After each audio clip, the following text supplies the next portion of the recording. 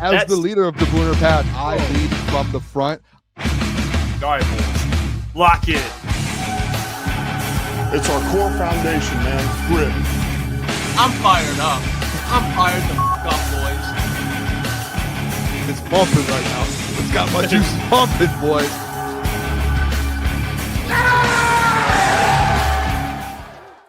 Welcome to Crunch Time Sports with Jeff and Booner. It is Tuesday, October 28th. We are back.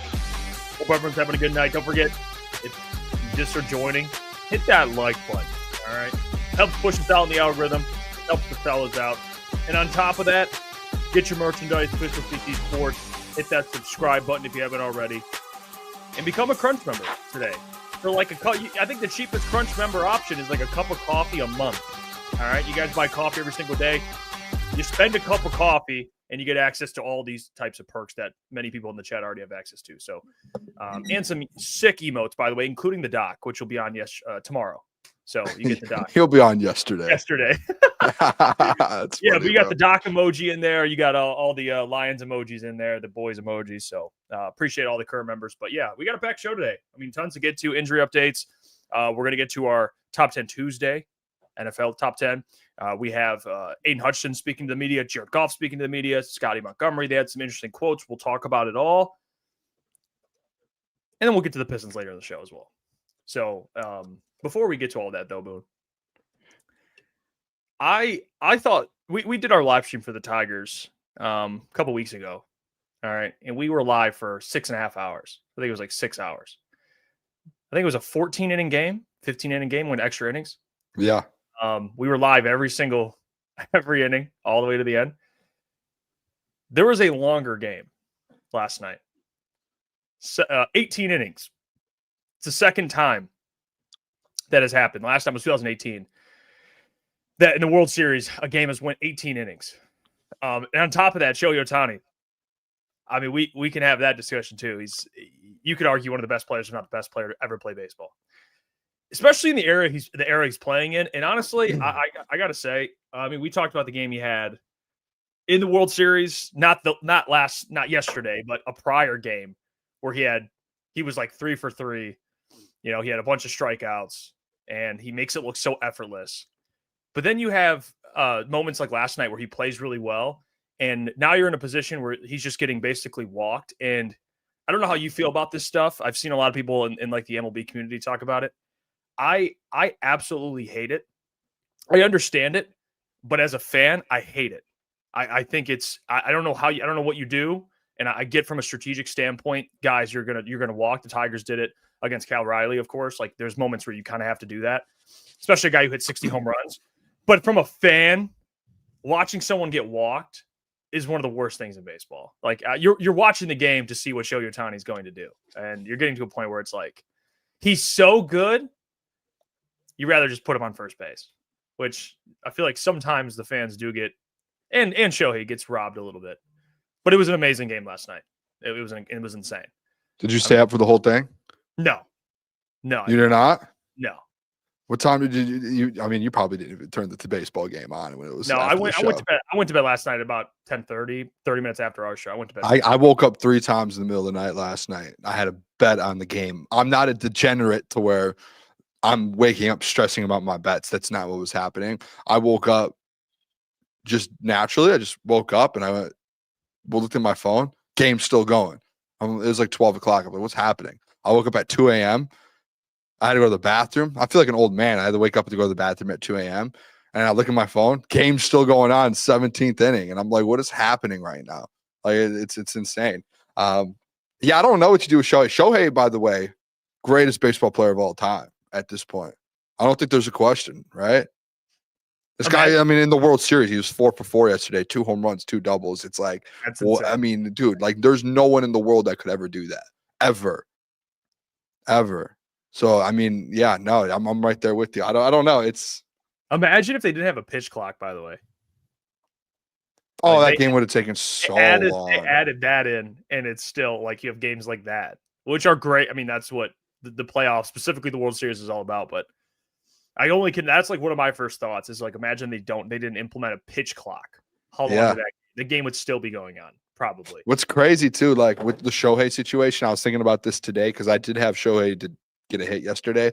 After the game, they asked the manager of Toronto, like, "Hey, are you going to start intentionally walking him? And like, is there like a strategy of just not pitching to him yet now?" And he goes, "Yeah." Like he's just like straight up, like they're just like, we're not pitching to him. And like I go last night, I had him for a hit, and obviously he went 4 for 4. But today I go to like do a hit parlay because they have a boost. And typically Shohei is the number 1 on the list, right? Like he is at the very top with the odds, like the longest odds. He is now 1, 2, 3, 4, 5, 6, 7, 8, 9, 10, 11, 12. He's 12th, the 12th worst odds. So like the sports books are like, he's not getting a hit. You know, he's minus 170 when before he's like minus 350 to get a hit. So like people know. Yeah, no, it sucks. Like, but it's just, I guess it's just part of the game. It does suck though. It does really suck the fact that with Shohei, like you want to see guys perform. It's kind of like the hack-a-shack type of deal, you know. That's where my mind went to today when I was looking at the prep. That's the first example that I came with. It was like Shaq. Yeah. That's just a Shaq, but it sucks too because like you want to see Shaq and you want to see them play, and they're just hacking them. But you know what the difference is? Like at least Shaq had an opportunity at the free throw line.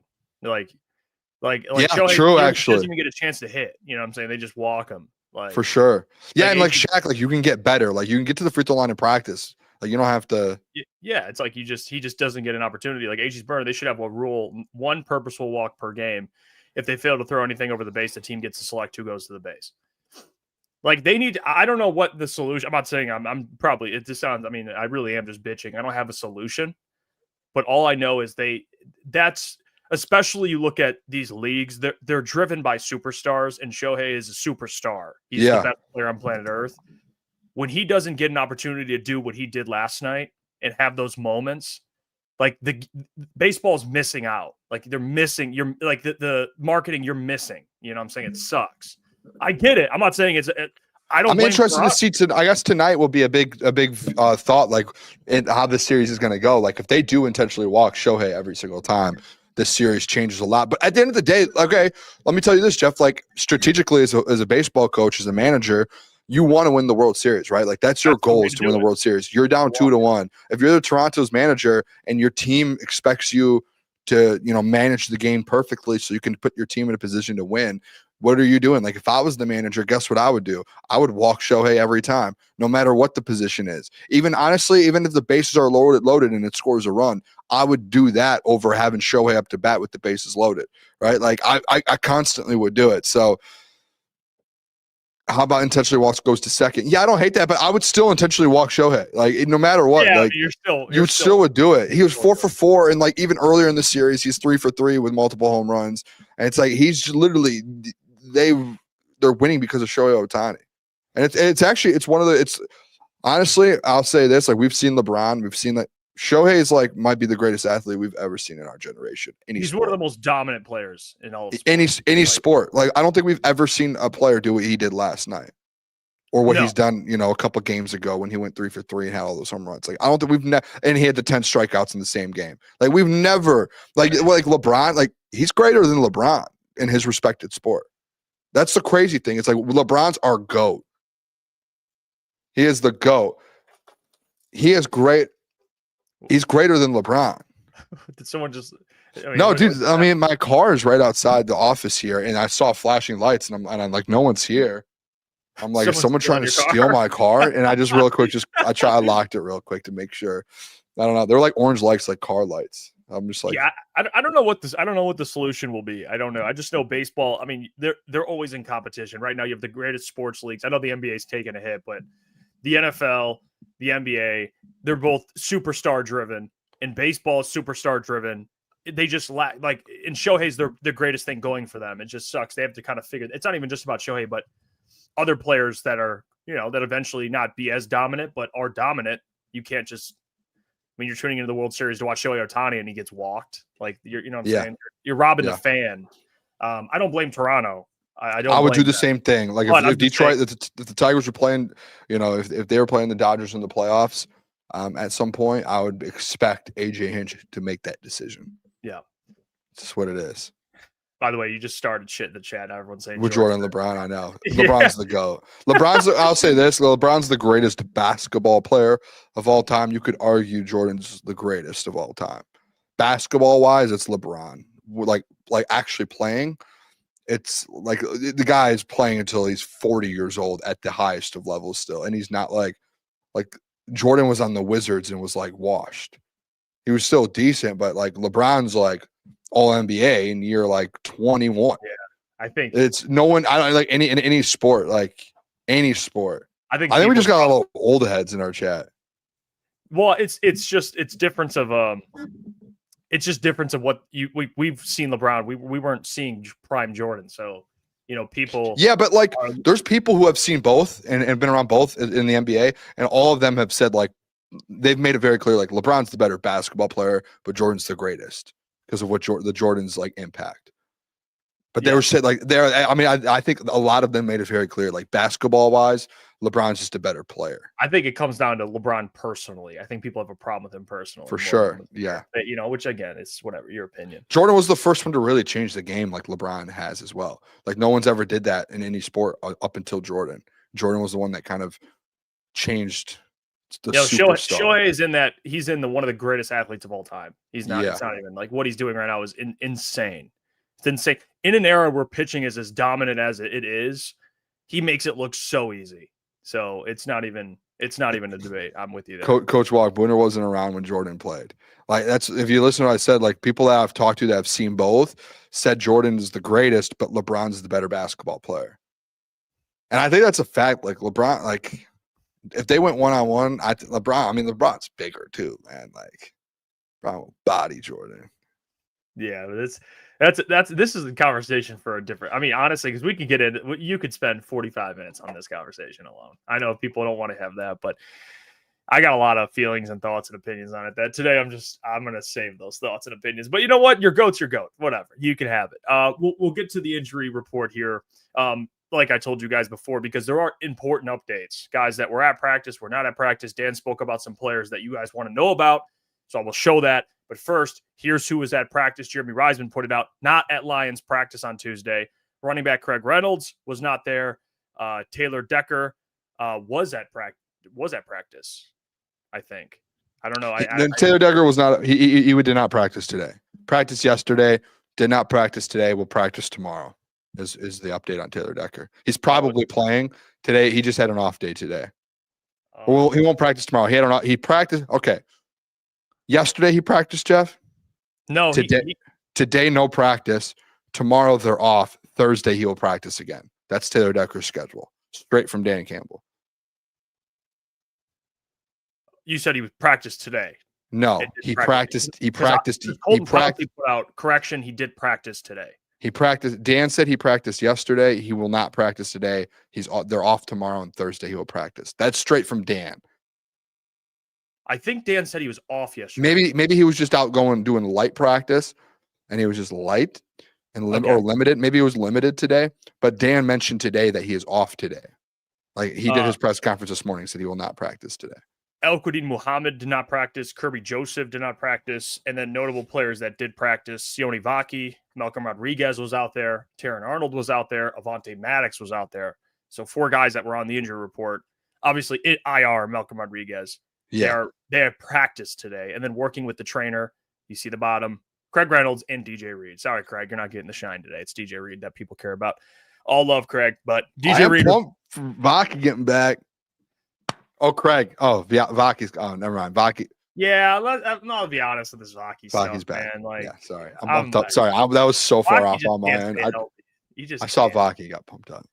Vaki just can't stay healthy whatsoever. No, I don't know what he just can't. I didn't even know Craig was hurt. I didn't either. Malcolm back though today. Terrion, Avante, that's huge. And DJ Reed just working with trainers is a big one too. Yeah, I mean, Vaki's kind of approaching that injury-prone status, and he's just every year dealing with like soft tissue injuries. Yeah. I feel. So wonder why. It's just soft tissues get people, man. Just tough. I don't know. It's tough, but yeah, DJ Reed was working with the trainer. He's eligible to come off IR next week. So I would say based off this, he's already working with trainers. I would say in the next 2 to 3 weeks, you will see DJ Reed back. That's what if he's working with the trainer now, he's got a week until he's off IR. It'll probably be another week, but they're going to start working him in the next couple weeks. So you can come back for probably like the Eagles game, for example. That could be like a good timeline. Eagles, or I forgot who they play after the Eagles, but kind of that stretch. They have the Vikings, the Commanders, and I think anything after that's up in the air. You could probably see DJ Reed at some point come back. But I thought there was a report. Was it? I thought there was a report that they're targeting a game. I thought it was the Eagles game, but I think that's Rodrigo. Thinking of the wrong player. Yeah, well, Rodrigo, that could be another guy probably back around the same time. So next couple weeks, those guys are going to get back. Dan also spoke about Davenport and Sione Vaki today. Talked about those, and he talked about TA. I think yesterday we played that clip. But here's Dan Campbell on Marcus Davenport. This is an update everyone wanted to know about. So here's Dan.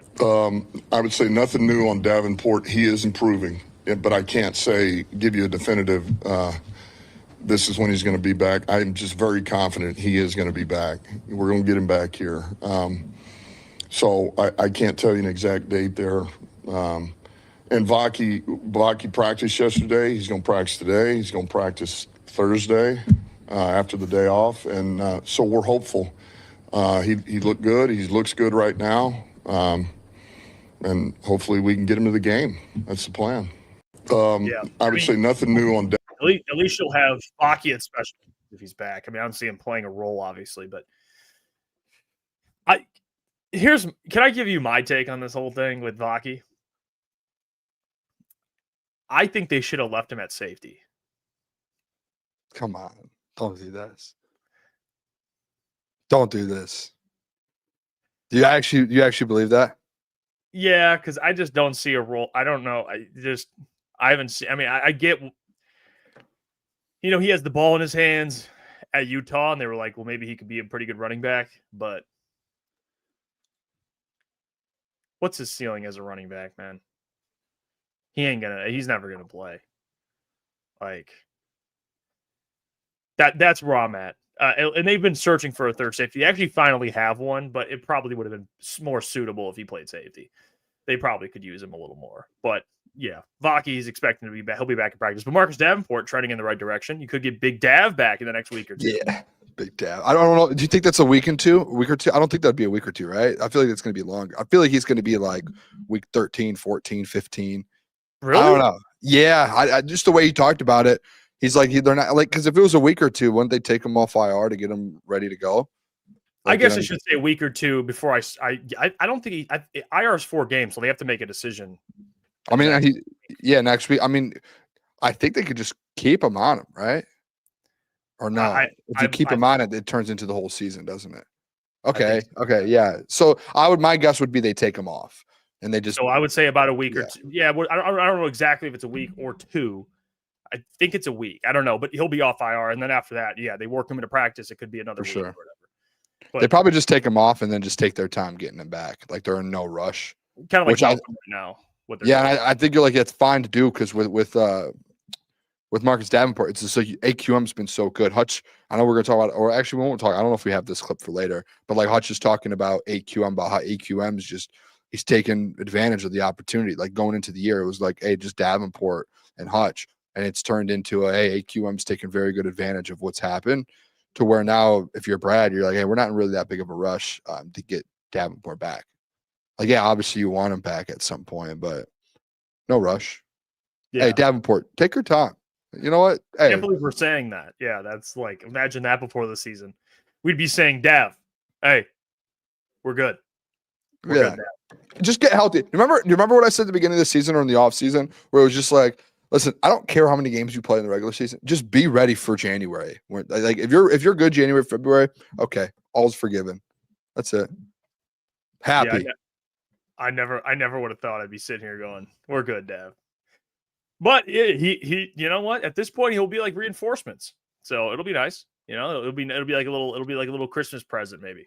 Or we'll see when he gets back the next couple of weeks, but it'll be like, all right, yeah, Dav. I want to just see how much he, like with the way AQM's playing, I wonder how much you'll see Dav probably at this. I mean, AQM's playing so well, probably on more like run downs, some third downs, but AQM's been your second. I mean, he's been Yeah. He's like a sack and a half below Hutch, I think. He's got 5 on the year. Hutch is at like 6.5 or something like that. Does it feel like this Lions team's starting to get a little it feels like they're starting to get healthier. I feel like by the time this Eagles game comes around and then you get past that, I feel like a lot of these guys are going to get back on track here, which it pumps me up a little bit. That fires you up that you've ran into injury issues because there's going to be more, knock on wood, There's going to be so many more injury issues. But if you're able to just what? Am I not? I mean, I like to be realistic. Do you not? No, I don't. I don't want to be realistic. I hate that. But you're right. I'm trying to think positive here. Like, you need to get guys back because the guys are going to get hurt. Like Kirby's down. You need Branch. They're getting healthier, which is the opposite of last year. They were getting more hurt.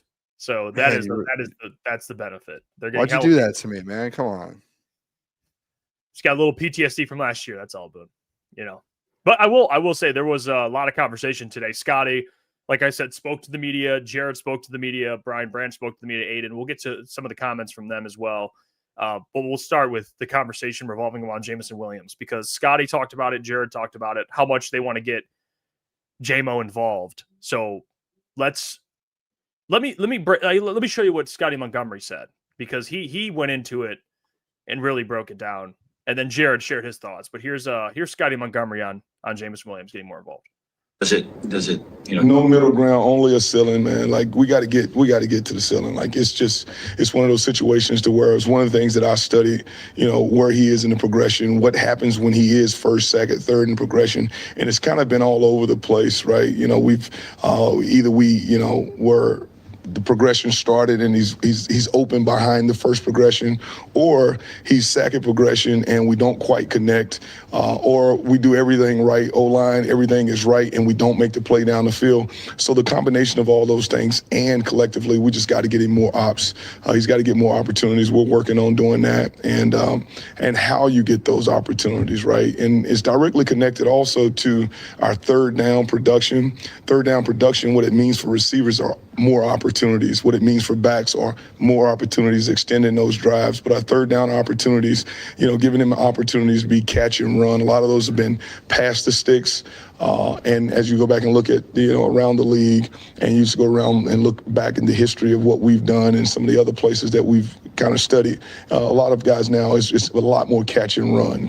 We're doing a good job in catch and run. In the games that we're playing well, you'll see, I think we had one game almost at 170 yards of catch, run after catch. And then the games where, we haven't done, we maybe won the game, but we just haven't hit the standard and expectations that we have for ourselves. Our run after catch hadn't been that great, so we got to sharpen him up on a couple of things in his toolbox. But there's also other opportunities I don't want to talk about, but we can put him in better positions. Is he hanging in?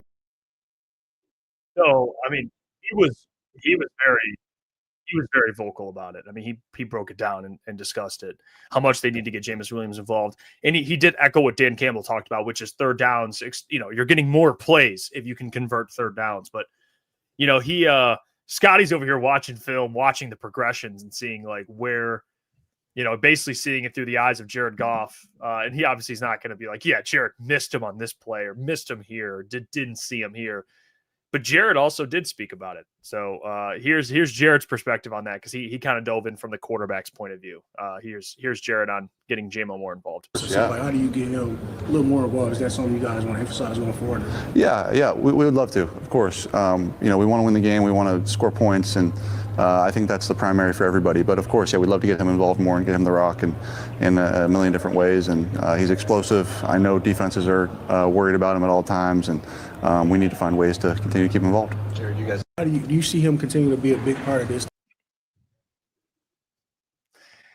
I mean, Jared was pretty straightforward. I mean, he kept the business, though. Like, they want to obviously win games, and that's the priority. So it's like that's going to be his first response, is like, as long as we're winning games, which Jamo, I think, would agree with that. But 2 targets, no catches. I mean, that's not something Jamo's probably going to be happy about, especially when you pay the man $28 million. He's not, which, like, I don't blame him. I mean, you're paying me to be productive. So it's like, I don't even think like the money, I'll take the money away. Just more so just like, hey, I'm a playmaker, like use me. You know what I mean? Like, I don't even think it's like, hey, you're paying me to do it. It's like, who cares how much you're paying? Like that's free money for Jamo. It's really just like, No. dude, I'm a playmaker. I make play. That's my job, is to make plays for you. And you put the ball in my hand, I will go out there and make those plays. And they just haven't done it. And I think like today, and a lot of people too, like Costa today on 97.1 was like, people complaining about Jamo not getting touches. You don't know football.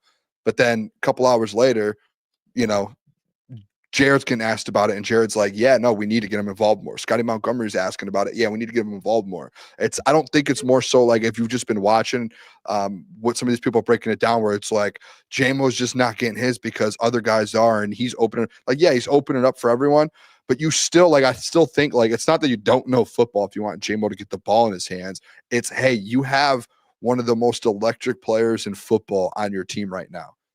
Find a way to get him the ball. Like, I don't care. It's like, hey, we want to spread the ball around. This thing opens up this thing. It's like, okay, figure it out, because Ben Johnson did last year. There was no issues last year. Like, after week 4, there was no issues with Jamo getting the ball. And today, and you know, I brought this up the other day about the Jamo stuff. And guess what? Today, Jared talks about it. Scotty Montgomery, it's brought up with him. And these guys emphasize, like, we know. And I think, Jeff, honestly, I think that going into the bye week, I think that that was an emphasis. Like, they talk about the third downs, and they talk about things they need to get ready for going into the second half of the year, the last 10 weeks. I think one of the emphasis this week offensively during this bye week, I think it was, how can we get Jamo more involved? I really do think that. So I don't think, and you know, I love Jim Costa. He's one of the best in the city. But I saw his clip in his video today of him being like, if you're complaining about Jamo not getting it, like, you just don't know football and you're not watching. I disagree. Like, I think, like, if you know football, it's like, hey, how can we open up? Like, yeah, he takes away from other guys and he opens other guys up, but how are there ways we can involve him more, right? Like, how can we get him open and get the ball in his hands in open field, right? That helps your offense out that much more.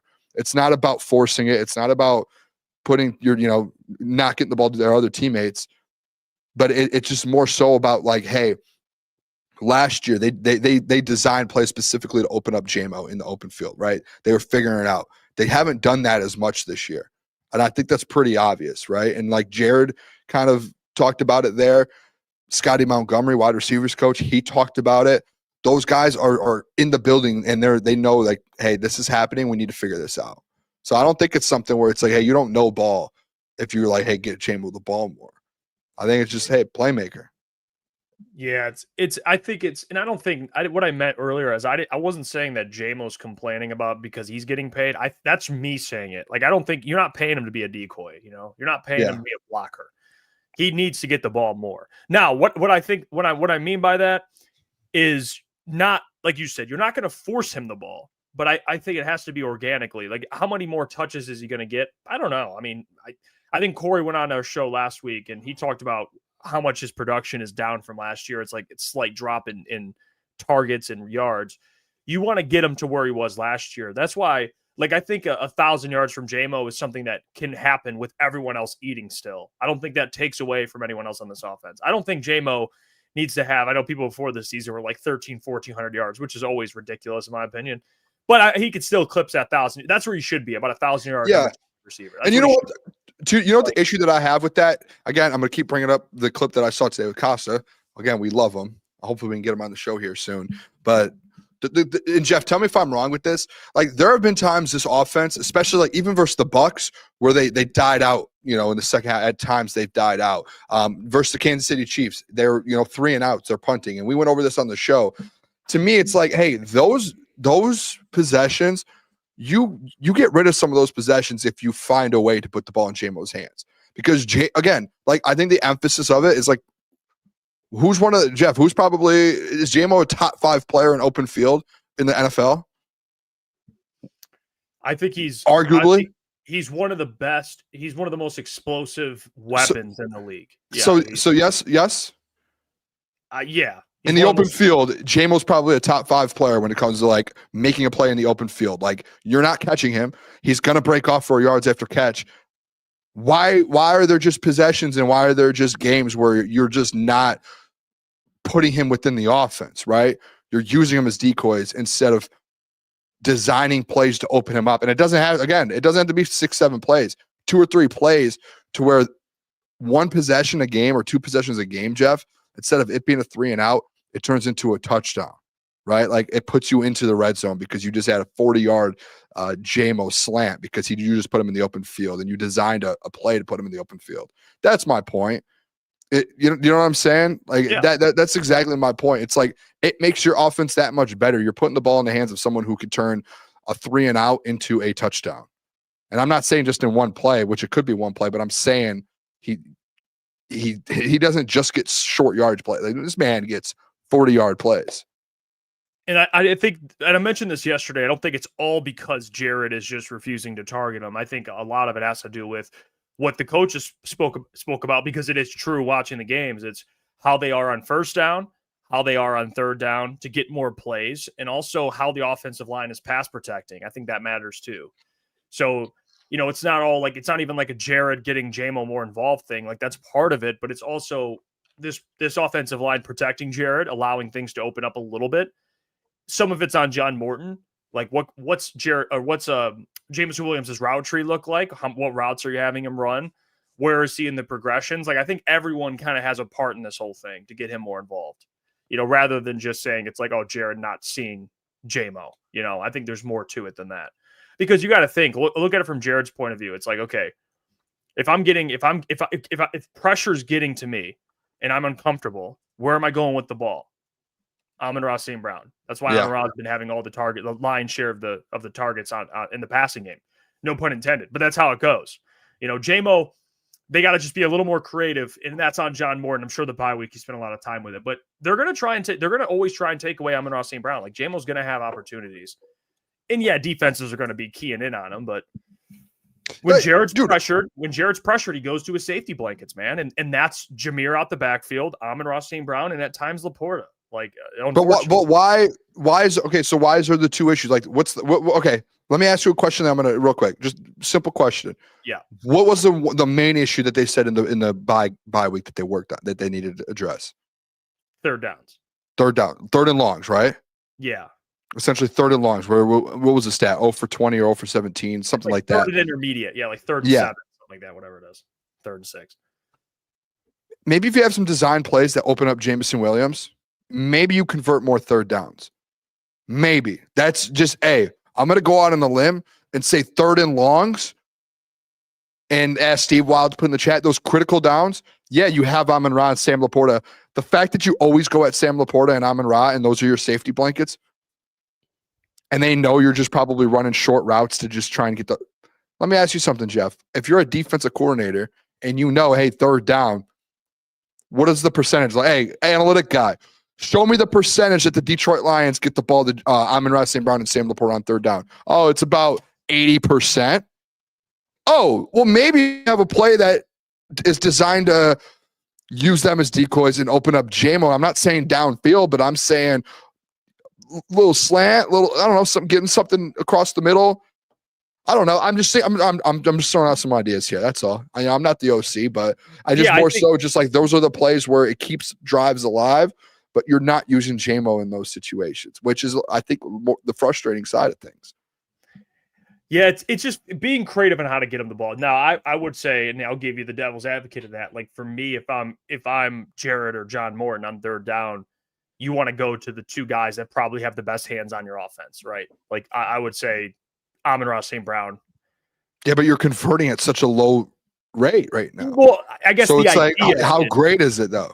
Yeah, and I think those guys are great. They did that though. Last year they did it. Yeah, but they also on third downs there was times too. I remember we specifically talked about this on shows during watch parties where they were going to Jamo on third downs like that. He was a guy that. Oh, for sure. He had the Texans game. The Texans game. He had the catch where he caught it and got sandwiched, and he still caught it. He had that a lot last year in third downs. I just think, and Jamo's improved. His hands have improved. It's just.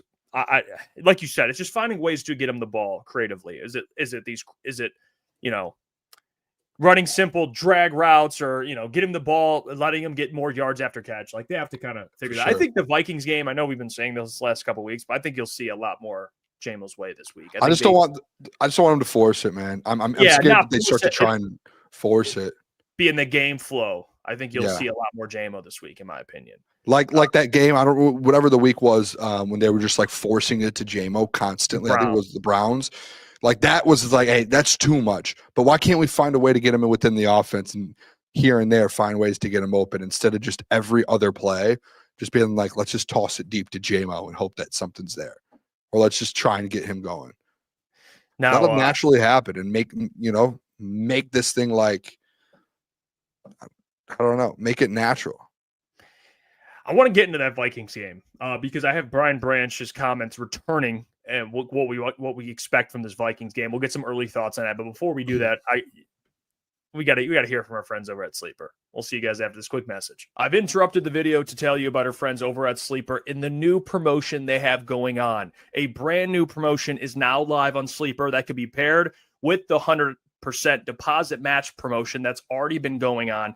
It's a free $20, no deposit required, plus first-time users will also receive 100% deposit match up to $100. Use the code CT Sports. You guys should already be using Sleeper. It's one of the fastest organically growing fantasy platforms in the entire world with millions and millions of active users. They are crushing it. And if your state allows it, you should be using Sleeper Picks. It's a real money product that connects friends over picks. You just choose 2 to 8 of your favorite players from pregame live or across different sports. Pick more or less than the predicted stats. And on Sleeper, you can get up to 1,000x payouts. Share with your friends. Get rewarded together. Don't forget, code CT Sports. Get a $100 deposit up to $100, and you got your free $20 entry. Sleeper is taking care of their customers. Always remember, gamble responsibly. Now let's get back to the video. Brian Branch spoke, and he talked about his return. So let's hear from Brian Branch. We'll talk about this Vikings game. But Brian Branch, by the way, very calm, very cool, calm, collected. Brian Branch. Yes. Let's hear from him. Expect to see when you take the field on Sunday for the first time? Just a relentless effort, and just relentless effort and aggression. Yeah. When did you find out those guys were wearing their jerseys? I saw the text Terrion put in the group chat, I think Friday. So when he said that, I was like, okay, man, they didn't have to do that, but I love them, man, and those are my brothers. You eventually watched the game. Just what you thought of what Harp and Hallett were able to do stepping in for you and Curb? All those guys, the whole secondary. Honestly, they played together. They played better than how we played, to me, all year. So I was too eager to get back out.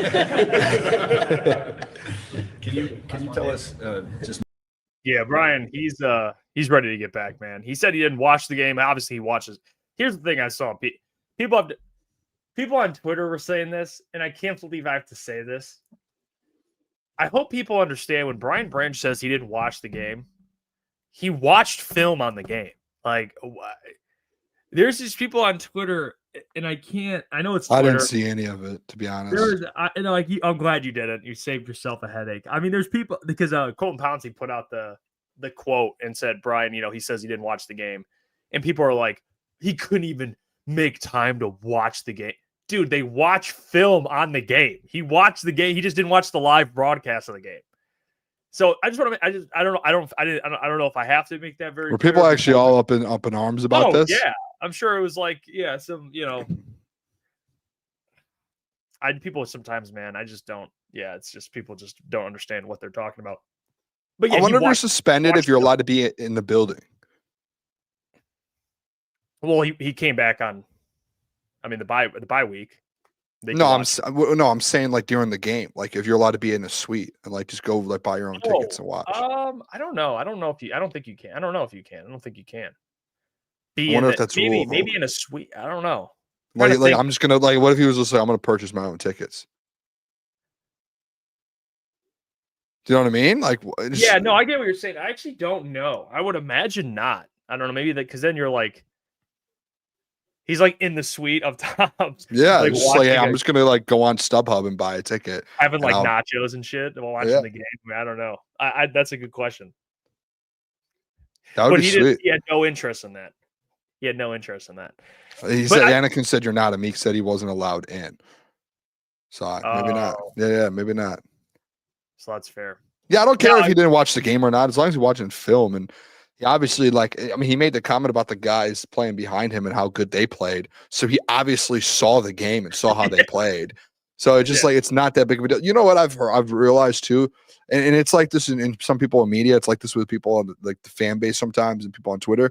Like, people take just like things like, I'm not gonna say not serious, because things are serious, but like, just like too serious sometimes. It's like, they take is things it too literally? yeah, like, is it really that big of a deal that he didn't sit down at 8 p.m. on Monday night and watch the game when he was mad or upset or going through it that he didn't play? And then he had a bye week. He had 7 days to go through and watch the film of the game. Like, is it that big of a deal? Like, let the guy live his life. He's a human. Yeah. Like, just let the guy live. Like, you guys really think he didn't watch any second of that game? That's nuts that there's actually live, but I'm saying in general. No, he obviously watched the film of the game. I mean, that's how do you think Brian has gotten to the point where he's gotten to in life? Yeah, I mean, he's one of the best safeties in the NFL. You're going to complain about him not watching it at 8 p.m. live because he was suspended? Yeah, I couldn't believe it. Dude. You know what, Dan? I did see. Also, speaking of Twitter, the Vikings Twitter. By the way, tomorrow we're gonna have a great Vikings guest on. You guys have seen him already twice, and he gets a lot of mixed reviews here. He's a great guy. He just, he pumps up the Vikings. He comes on every time we play the Vikings or the Lions play the Vikings. So he'll be on tomorrow. You guys, if you've been watching for a while, you know who it is. The guy, with the hair. He's got beautiful hair. Streams Only just said it. He'll be joining tomorrow. So it's our Tyler Here Ford. we go. Yep, he'll be joining. I'm pumped up. Covers the Minnesota Vikings. But Dan, I saw Vikings Twitter. They took Dan's quote of JJ because thing about Dan, and this is where people have to, like you said, take things too literally or serious. Dan Campbell he complimented JJ a lot. And he was like, this guy, that Bears game, he showed a lot of things. He showed some adversity, and he overcame that adversity. Dan's not going to go into a press conference, dude, and shit on any quarterback they're playing. He has never done that in the history of time. So Vikings fans out there like, man, Dan Campbell, I love this guy. What do you think Dan was going to say? Get up to that podium and be like, yeah. Okay. To be fair, I see what you're trying to do here. You're trying to tear down JJ, which to each their own. I know you're the Vikings fans that are thinking like Dan's like glazing JJ. Like he's not. I know your narrative. I know your narrative, and we can. That's fine. I'll tell you what. Dan brought it up himself, the quarterback, and JJ. So, you know what Calvin's thinking? Like, you know what Calvin and them are thinking? I'm sure they're like, I respect JJ. He's got an arm. We're gonna suffocate this dude. Probably, as they should, for sure. But I think there's a side of respect with it, where it's like, hey, JJ, like Dan said it best. Like, he is a winner. He does have an arm, and he's mobile. Like, we have to respect it. Are we going to destroy him? Yes, we are. Like, this is not a game that he wants to come back for the first time off an injury. Do you still want to respect your opponent? For sure. And I think, like, for you, I see the little grin on your face that I could just right now just smack off your face right now. Like how Klotz is like, I want to smack someone sometime. That's like what I want to do to you right now.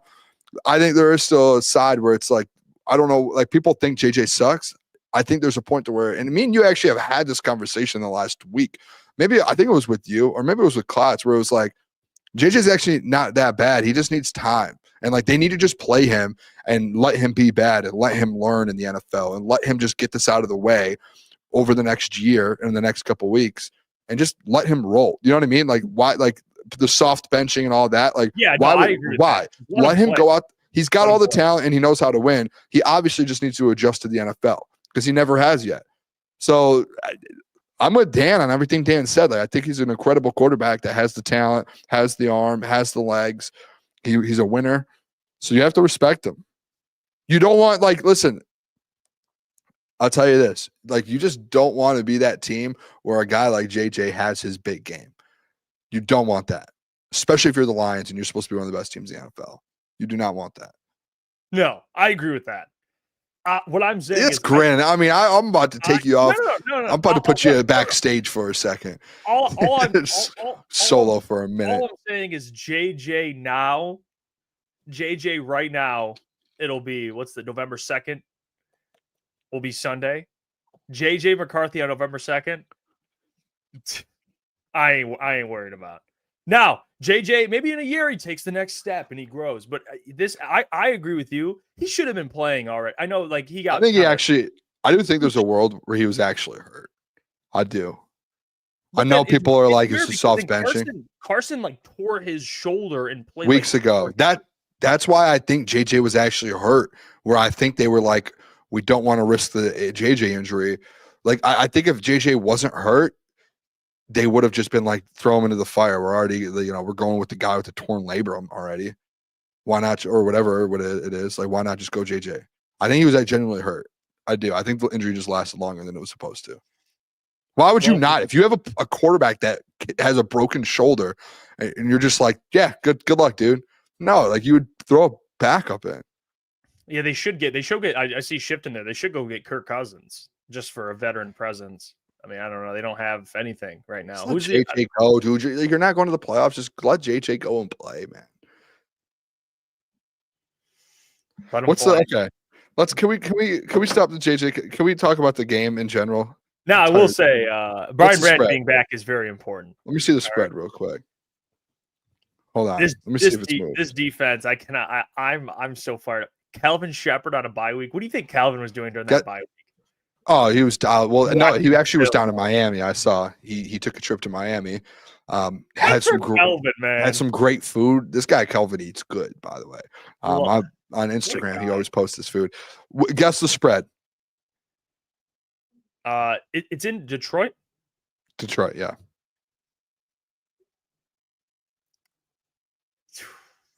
I want to get a little aggressive here. Say it. Say what you're thinking.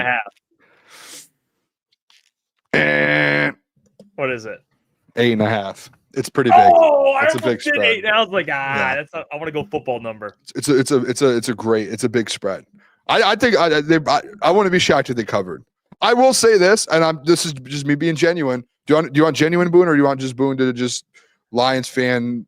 No. What Boone do you want? Genuine. Give me genuine. It's gonna be a battle. Justin Jefferson and Jordan Addison. I'll tell you what. Anytime we play the Vikings, when those two are playing, scares me. Like genuinely, like I think they're going to be fine, and there's a chance they even cover the spread. There's an alternate world universe where Justin Jefferson has 150 yards and Jordan Addison has 100 combined for 3 touchdowns, and we're in a battle in the fourth quarter. You know what I think is going to be? You know, I already have the game script. I think the Vikings are going to struggle to run the ball. And Aaron Jones is back. You couldn't tell. You wouldn't be able to tell if he's back or not based on what he's been doing this season. But he just got back. I mean, he played all year. He just got back. He was like limited last game. He was like based off what he's been doing. You got Aaron Jones in fantasy. You pleased? He was on my IR until last week, and even before and after. You've been pleased. He got hurt instantly, didn't he? Go check his game logs. Maybe I'm watching him have like 180 yards week 1. He did have a week. I played him one week, and I think he had he had 70. Dude, he had 77 yards and a touchdown in week 1.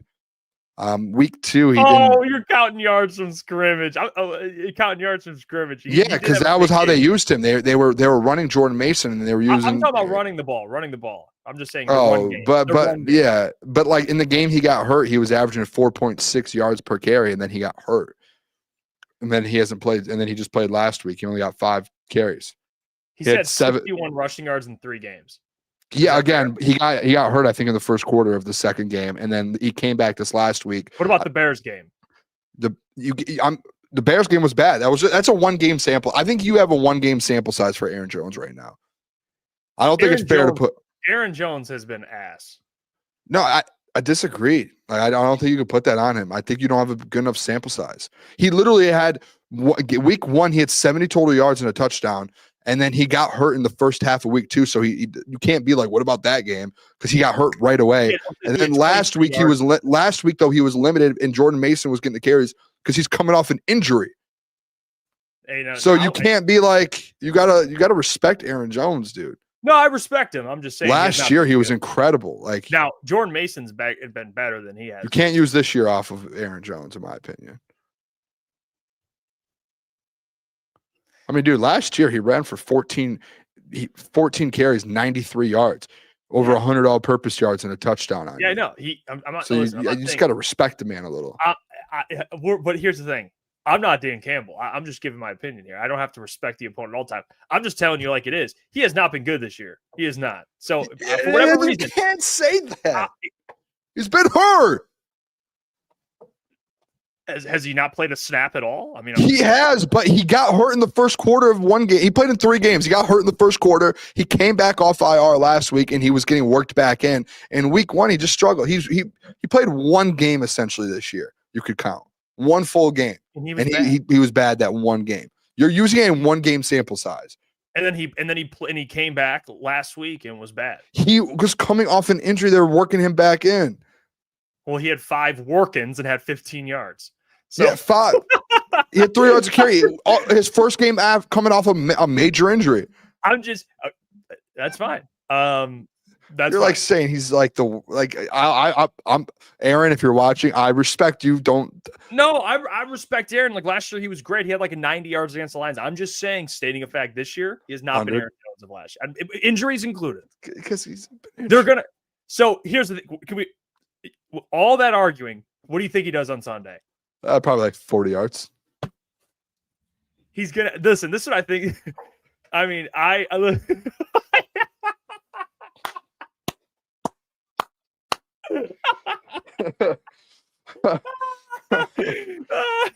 what a turn! All right, listen. What a turn! No, you know what? I'll give you that. The injuries have hurt him this year. He's not a bad player. He's not a bad player. I just think he's coming off an injury. Jordan Mason's not a bad back. I just think they're going to struggle to run the ball effective, like not be very effective against the Lions. And to your point, it's going to turn into like these weapons versus the secondary all over again with JJ. Like Aidan having to get pressure. It's going to turn into that. Like, can you get pressure on JJ? Dude, that's probably the number one thing going into this week, to be honest. It's like, if your defensive line can pressure JJ, but the only problem is like he is mobile. So you do have to make sure you contain. But if you get pressure on him, his first game back, and we see how bad he was before with handling pressure, it's going to be a long night for him. And Justin Jefferson and that crew is going to be they're going to be frustrated because they're not getting the rock. This wide receiver core is significantly better than anything. I mean, you faced, let me see. I'm looking at just the last. Do you have, this is the best wide receiver core they've. Oh, for sure. Okay. Oh no. Well, Bengals. You're kind of the originator of the up-down theory, correct?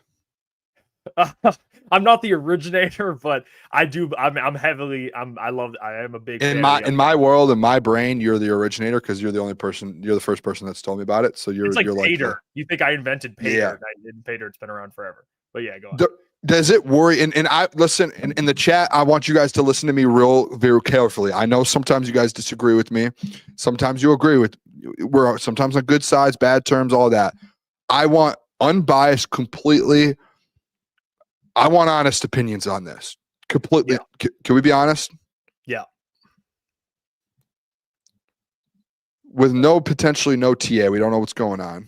Hopefully he's back, but no DJ Reed. You're going to have to roll with some of these corners, down on the depth chart a little bit more. Yep. Something we see in sports a lot, and this is a fact. This isn't just me throwing it out there. We see in sports a lot, players that get opportunities lower on the depth chart have big games, and then after that, not play as good as they did before, right? Like they have a really good game, and I'm not going to say they get brought back to reality a little, but like, hey, it levels out a little bit more.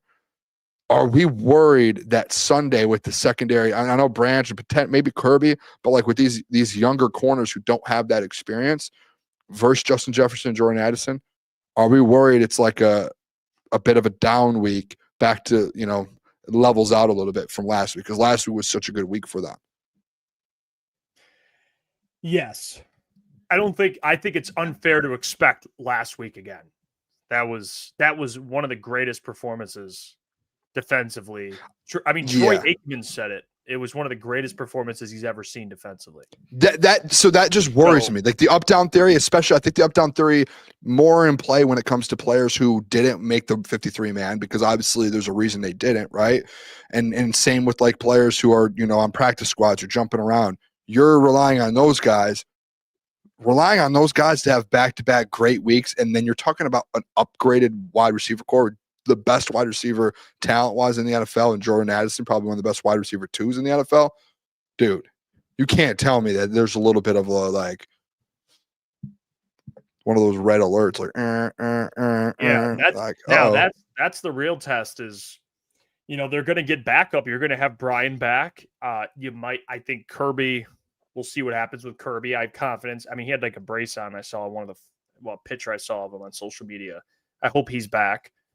TA, I hope he's back. But let's say they do all play. You get a Meek, TA, Brian, Kirby. Like now you're kind of patching back somewhat of a starting defense, back end of your defense. So you feel better. You feel confident what they would have out there.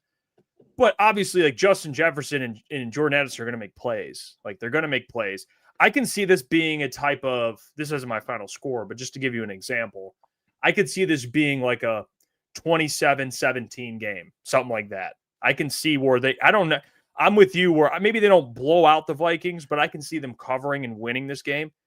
I think it's going to come down to, of course, what the defense does offensively. How can they handle the blitz, this offensive line? Because Brian Flores likes to blitz a lot. And also, honestly, turnovers. I think that's like the way you let this team in the back door a little bit. Maybe the Viking, if you turn the ball over, the Vikings are going to obviously have easier opportunities. But they just got to play a clean game. I think they'll cover, but it's a divisional game, man. You know how divisional games go. Like it could be I say that, but they blew the Bears out by 40. But yeah, okay, but you get what I'm saying. Divisional games, you never know. You never know. I don't think it's going to be like Chargers Vikings last week. Would they win like 37-10? I don't think it's going to be that type of game, if we're being honest. Like Jake Browning with those weapons put up 20-something points. Like I can see them scoring, 17, 20 points. I just think the Lions are going to put up 30. So they'll win the game, but it ain't going to be this dominant like performance where you only allow one touchdown like they did against the Buccaneers. That's where that's what I'm saying. So no, I don't think it's fair to expect another dominant defensive performance. I don't think that's probably not going to happen, if we're being honest. It's just how. Yeah, it pops in my head, man. And I'm not going to lie to the people and just be like, hey, they're going to lock him up again. The Legion of whom? Like, no, but be honest. The chances of them just going and you know what, they could prove me wrong and go out there and put a back-to-back performance together and absolutely dominate. And if TA is back, that makes me feel more comfortable because you have a Meek and TA on the outside and then rotate the rest. But I think it's just, Jeff, it's something. Hey, this is a really good wide receiver core, and we've seen these guys put like 500. Nick Mullins throw for like 500 yards on us before. That's scary. We have because of those wide. It's because of those wide receivers. It's not because of Nick Mullins. It's because the two wide receivers they have. Yeah, you got to be on your P's and Q's. And honestly, the pass rush is going to be a big part of why they win this game. And Hutch spoke about that. And whether or not the Lions need another pass rusher at the deadline, Hutch gave his thoughts on that. But before we get to what Hutch said, we got to hear from one of our sponsors, Comer & Cross. I've interrupted the video to tell you about the sponsor of today's video, Comer & Cross, and their one-day installation for concrete floor coatings, garages, basements, patios. They do it all. And I'm sure you're tired of staring at your crack-stained garage floor. Well, I have the answer for you. Comer & Cross in their summer installation sale, they're offering 12 months same as cash or $500 in savings. Why put it off? You can contact the number, 248-834-3488. They transform patios, pool decks, basements, even driveways. They do it all. And the best part is they move the stuff out for you. They repair your cracks and pits before applying your stunning new floor, guaranteed. Comer & Cross concrete floors never chip, crack, or peel like epoxy or paint. Again, you could call the number, 248-834-3488, or you can book your free estimate at comercross.com. Let's get back to the video. All right, here is Aidan Hutchinson talking about that edge spot and whether or not they do need another edge at the deadline, because he still gets asked these questions. They're probably sick of this. But here's Aidan on that. Need another edge rusher to help out Aidan Hutchinson. Need another edge. Are you guys to the point with your pass rush that isn't really top of mind right now, or is it still? I mean, where would we rank in the sacks right now? You're up there. I don't know. I mean, I don't know. I don't know what the people want, but all I know is with the guys we got right now, we're producing, and you know, that kind of tells the story in and of itself. And it feels like Al-Qadim Muhammad has been a big piece of answering that question this season. Just, I don't know, how much has his play elevated this defense, and what has he given the defensive line across from you that's been unique, I guess? Yeah, I mean, Quan has definitely added like this layer of a pass rush that probably not many people thought, you know, was going to be the case this year. And not anything against Quan, but, you know, it was going to be me and Marcus, and then Marcus going down. Quan got this unbelievable opportunity, and he's made the most of it. And that's a credit to him and his mindset and how he works and his ability too. I mean, he's really putting so much good stuff on tape, and it's a credit to him. And I'm happy for him, and I hope this serves him well, and I hope he continues to produce so he can, you know, get paid next year and use this to really put a great stamp on his career. To see rush, I mean, AQM's been really good. There's no taking that away. Sorry, go ahead. No, what were you gonna say? Nothing. You go ahead, and then I'll shout out AQM. I was just gonna say, can we play the beginning of the video again? I just want people to hear the first question again. I just want to emphasize the beginning. Like I just want people to make sure, like, hey, did you hear this correctly? Do you know what I'm saying? Let me see. Just want people to hear Hutch. That's all. Also, by the way, Hutch is ball. Whatever, but Lions need another edge rusher to help out Aidan Hutchinson. Need another edge. Are you guys to the point with your pass rush that isn't really top of mind right now, or is it still? I mean, where would we rank in the sacks right now? You're up there. I don't know. I mean, I don't know. I don't know what the people want, but all I know is with the guys we got right now, we're producing, and you know, that's all. That kind of tells.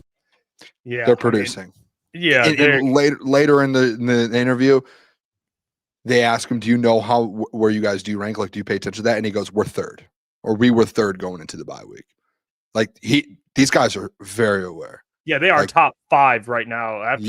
After the bye, with missing a week too, which is still that's even more incredible. Yeah, the Browns jumped them with Myles Garrett's 5 sacks. But yeah, they're tied. They're at 23. They're tied with the Colts and Seahawks for 5, and then the Browns have 1 more. The Bucs have 2 more. The Rams have 3 more, and then the Broncos are in their whole nother stratosphere of sacks. They have 36.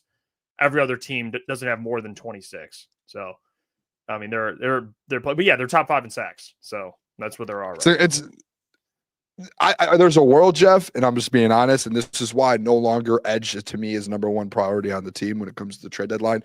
There are people out there who still are pushing the buttons, and you know what? I think these people that are still kind of pushing the buttons for an edge right now, I think those people will always do it. Like, you could have the best edges in the world, and they're going to be like, "Give us an edge." It might be a disease in their head, but I do think, like, to Hutch's point, like, these guys, like, there's nothing you can say, in my opinion. I feel like they've proved everyone wrong, if I'm just being dead honest. Like, AQM proved everyone wrong. The only person who hasn't is Davenport.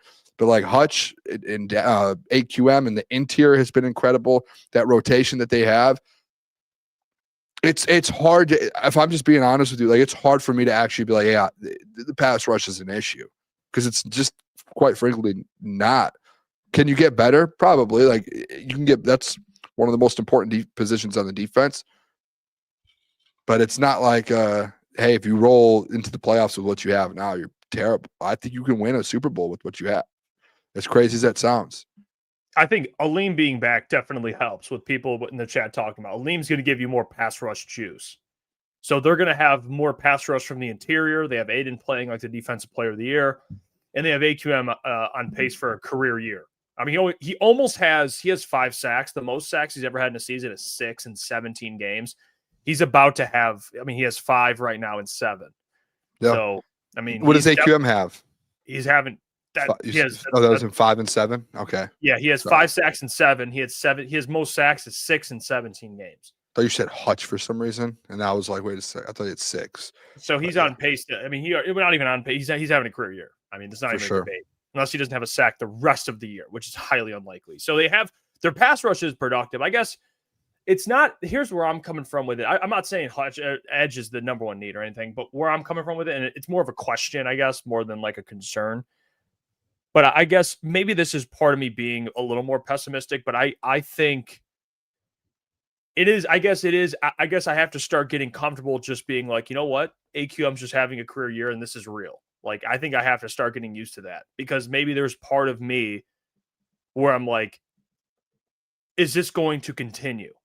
Maybe not 5, not like the pace he's on, but you get what I'm saying. Can he be productive or can he be disruptive every other game? Or is this like a little fugazi where maybe he's having a stretch of football where it's really nice? Like, that's where I just need to start, and maybe I'm not alone in this. Maybe there's other fans that are in the same boat as me where it's like. Do you not count the end of last year with AQM as like. No, I do. If you look at his last 14 games, honestly, not even 14. I think it's a mix of it's not because last year I get what you're saying because he had 3 sacks and like a stretch of games last year, so he was productive last year. I guess it's just his career.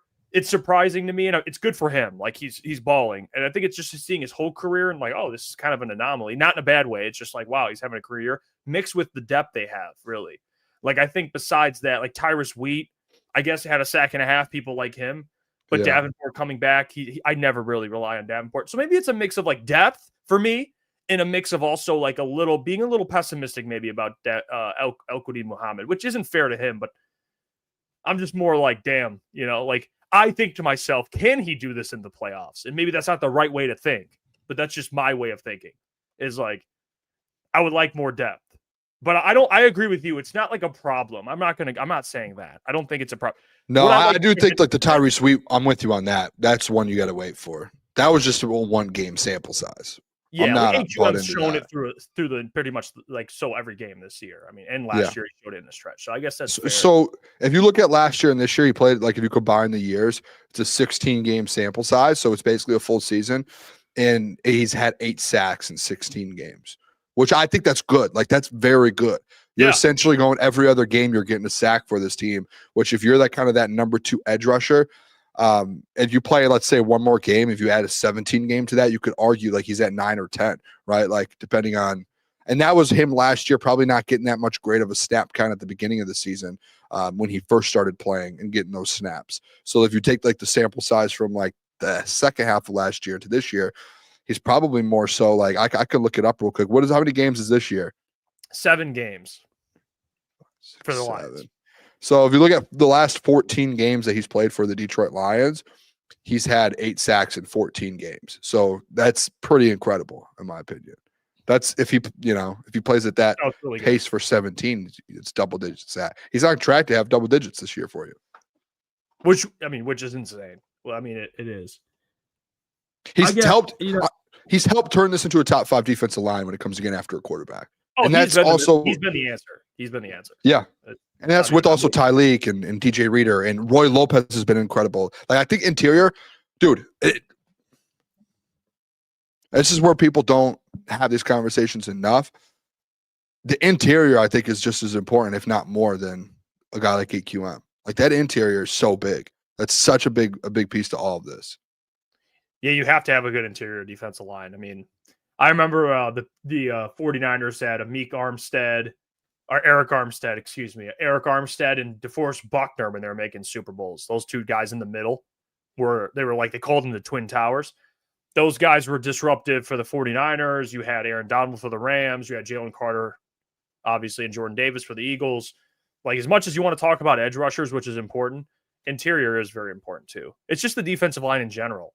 I would still say I would rather have given who's coming back in the secondary and who they have depth wise, I would still say tackles one. I would still like edge depth. But that's just who I am. I welcome more pass rushers. I love pass rushers. I'll take more the merrier. That's how I wonder if Brad's calling, because I saw a tweet today that said the reason there hasn't been an edge trade yet is because the market, like there's so many players on the market and available in the edge market right now in the trade deadline. This was a tweet I saw. It was one of the bigger reporters. I think it might have been Jordan Schultz. I'm interested if Brad's in that market. I would be interested, because I would have to think in my mind, like if I went out on a limb, I would say no, because he thinks Davenport's going to be back and they have AQM and Hutch. Yeah, did you see the 49ers traded for Keon White? But you know what the 49ers are this year? They're almost dead last in sacks.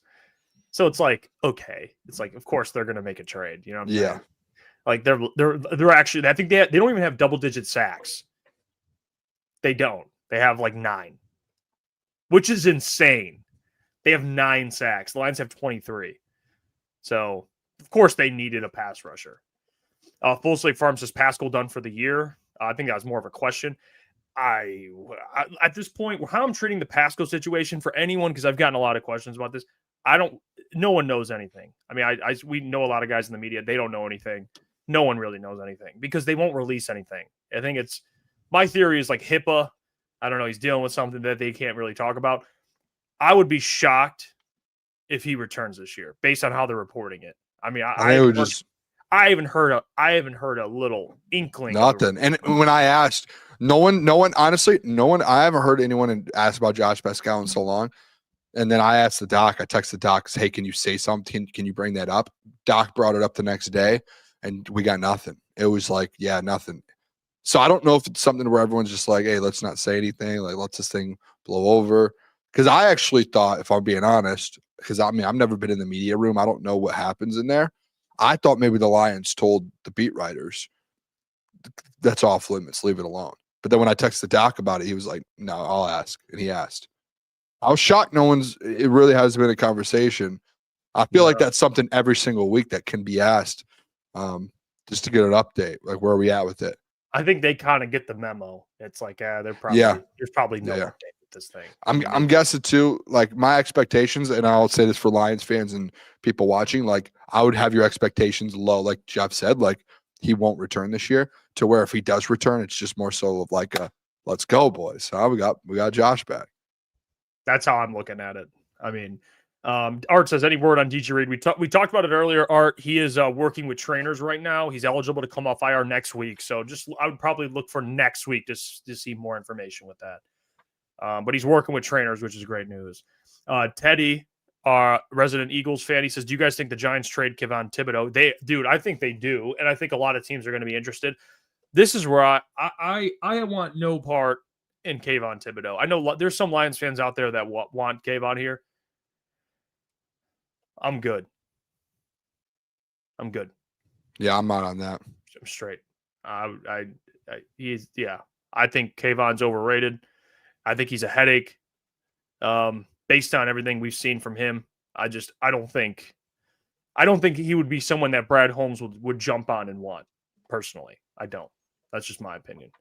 Yeah, I did see the report. The report, I don't know. Some of these reports really are weird to me, especially around this time of the year.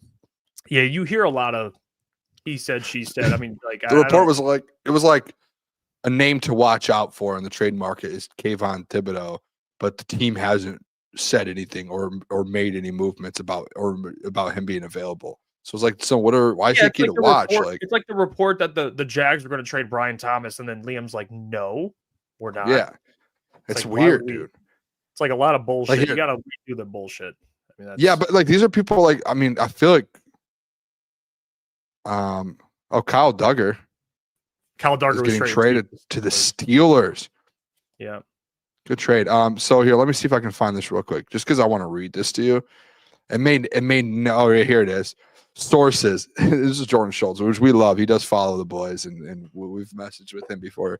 Good dude. He said, sources, another name to watch on the trade front is Kayvon Thibodeaux. Under contract for another year after this, but some around the league have wondered whether He's part of New York's long-term plans. Teams are actively exploring, like, if he could become available with the Giants sitting at 2-6. Like, it's like a source. What's the source telling you, Jordan? He could be available. So there's no sources in New York saying he is available. But it's here's makes where no sense. Giants are bad. They haven't extended him. No discussion. That's just an opinion from Jordan. What are the sources? Like, someone just gave him an opinion? Yeah, it's just, it comes, you can do that with common sense. It's be like, he'll probably be traded. You know what I'm saying? Yeah, I could go to the bottom half of the NFL and be like, all right, these are the players that are on a short term or like their the deals Saints going trade on. Olave. It's like, it's like, come on, bro. Like, oh, last year of their deal? Like, okay. Like, now, did you see, we didn't get to bring this up yesterday, but Jeff Rieger's tweet, speaking of I love it. This was a good interaction, Jeff.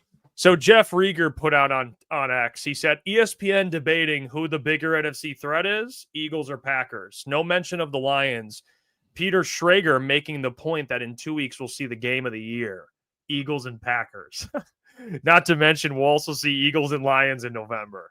People sleeping on Detroit.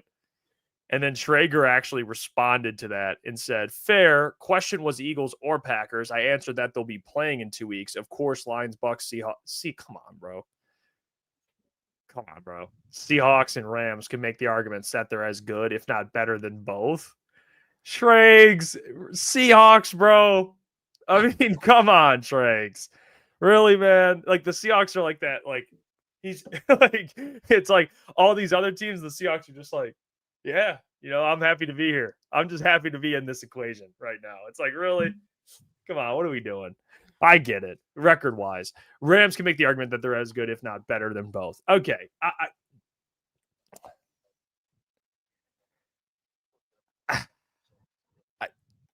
This is going to happen. This happens every single year. Okay, the Lions they're always going to be a team that people are going to probably sleep on a little bit. It just seems like that. The Packers beat the Lions. I kind of they're coming off a big win, or like they blew out the Steelers. Aaron Rodgers. It was a big game. Like, they're going to get glazed, but that is crazy though. That is crazy though. Like, it should be, you know what it should be, if we're being honest. I know the Eagles came off, they destroyed the Giants. I get that. But it's not like the Eagles have looked very good. The Lions have actually looked better than the Eagles. So, like, if we're being honest, it should be, who's the bigger threat? But the Eagles did win a Super Bowl, so they're going to give them that respect. But how about we talk about the team that's won the division the last 2 years? Yeah. You know what I'm saying? How about we talk about that? Can we talk about that? I mean, come on, what are we doing here? Oh, I didn't mean to share my screen. I apologize. I'm not used to this new system we have where as soon as you click share, it just pops up. Yeah, it's weird. Why does it do that? I don't know. But what did Dan say? Did he? I guess I could say Dan, but Dan talked about it today. I told you I was driving home today. I talked to you on the phone. It was just like Rieger kind of had the back and forth with Schrager, and it's like, national media feels like it feels like from the top, like Stephen A. Smith, I don't think had the Lions in his top 5 today. And Dan Orlovsky tweeted out, I was like, what are you doing? Like, what are we doing here? Like, why are we just throwing teams that are just not as good as the Lions in these top 5? Obviously, we know what it is. It's just for ratings, right? Like, you're trying to get different fan bases and people to talk. And like, these guys know what they're doing. But at the end of the day, it's like, why are we underestimating this Lions team that, like you said, is probably better than the Eagles right now?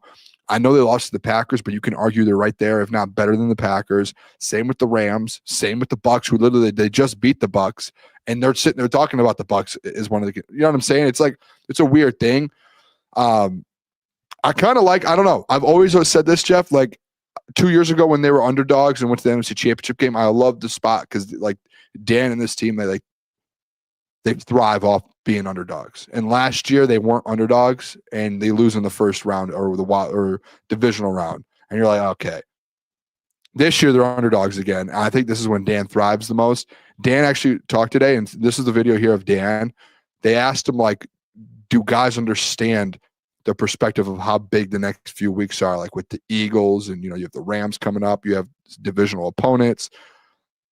I've never, and maybe this is just me, and maybe he has done it. I've never heard Dan be like, showed the team like standings and like this is what it is. And Dan talked about it here about how he actually showed the team, this is what the NFC standings are. This is the teams that we need to watch out for. Yeah, am I wrong? Has he ever done?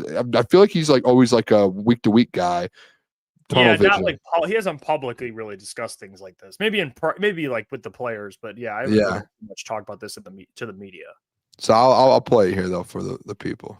Tough stretch coming up here next few games. Does anything need to be said? Do you think the players are aware of what's on the line and what that challenge is? Yeah, I think, look, I mentioned to the team yesterday, I just kind of put up where everything is stacking in the NFC right now. You know, it's very competitive, especially at this point in the season for one conference. But all I stated was, hey, this is where we're at. This is where these teams are at. And this thing's about to shake out within the month of November. I mentioned this to you guys last week. You're going to start seeing some risers and fallers. And a lot of these teams are playing each other. You know, we're one of them.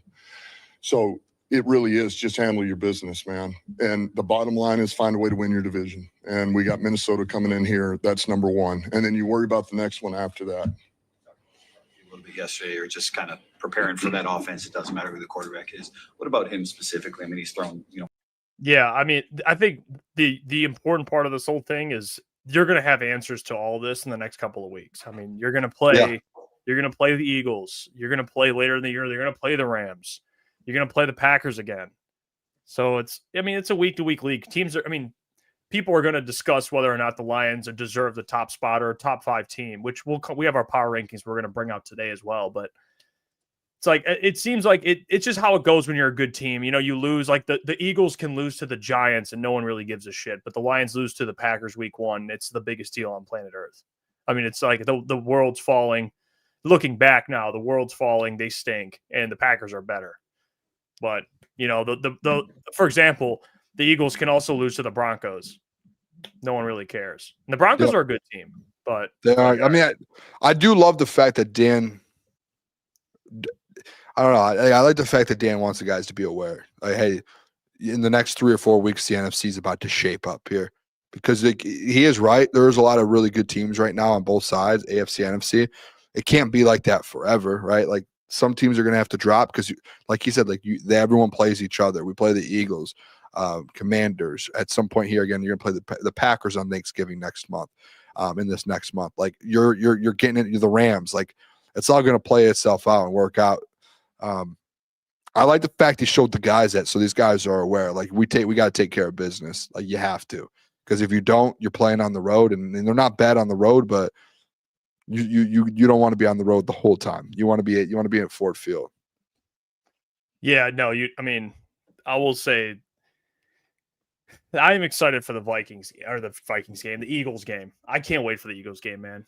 I think that's going to be, I know it's in Philly too, but that's going to be like a big litmus test for this team. Because the Eagles had a big win. I mean, they didn't have AJ Brown, which that's a whole nother thing, but like they're going to have an opportunity to get their lick back against the Packers too, which, like, I will say, like, right now, you can't lose twice to the Packers. I mean, that's going to hurt. Then you're talking about narrative. That's tough. You know, that especially if the Packers have a similar record at the end of the year. I mean, yeah, the division and everything, but just for narrative purposes.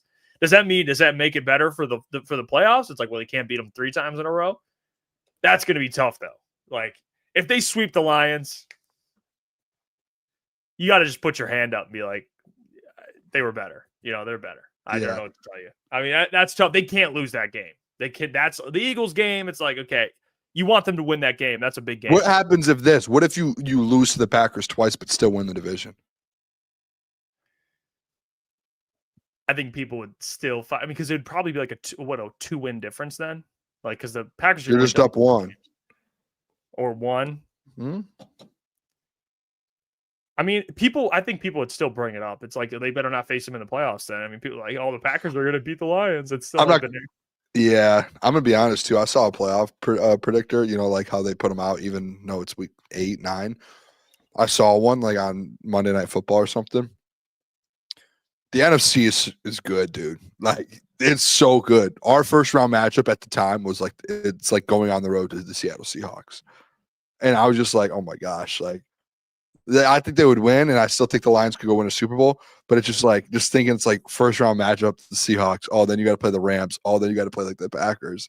I'm just like, oh my gosh, what a gauntlet this is about to be come January. Like, that's why I think it's important to have home games. I know you lost at home last year, so people are like, it doesn't matter. You don't want to go to Seattle, dude. You don't want to go to Lambeau.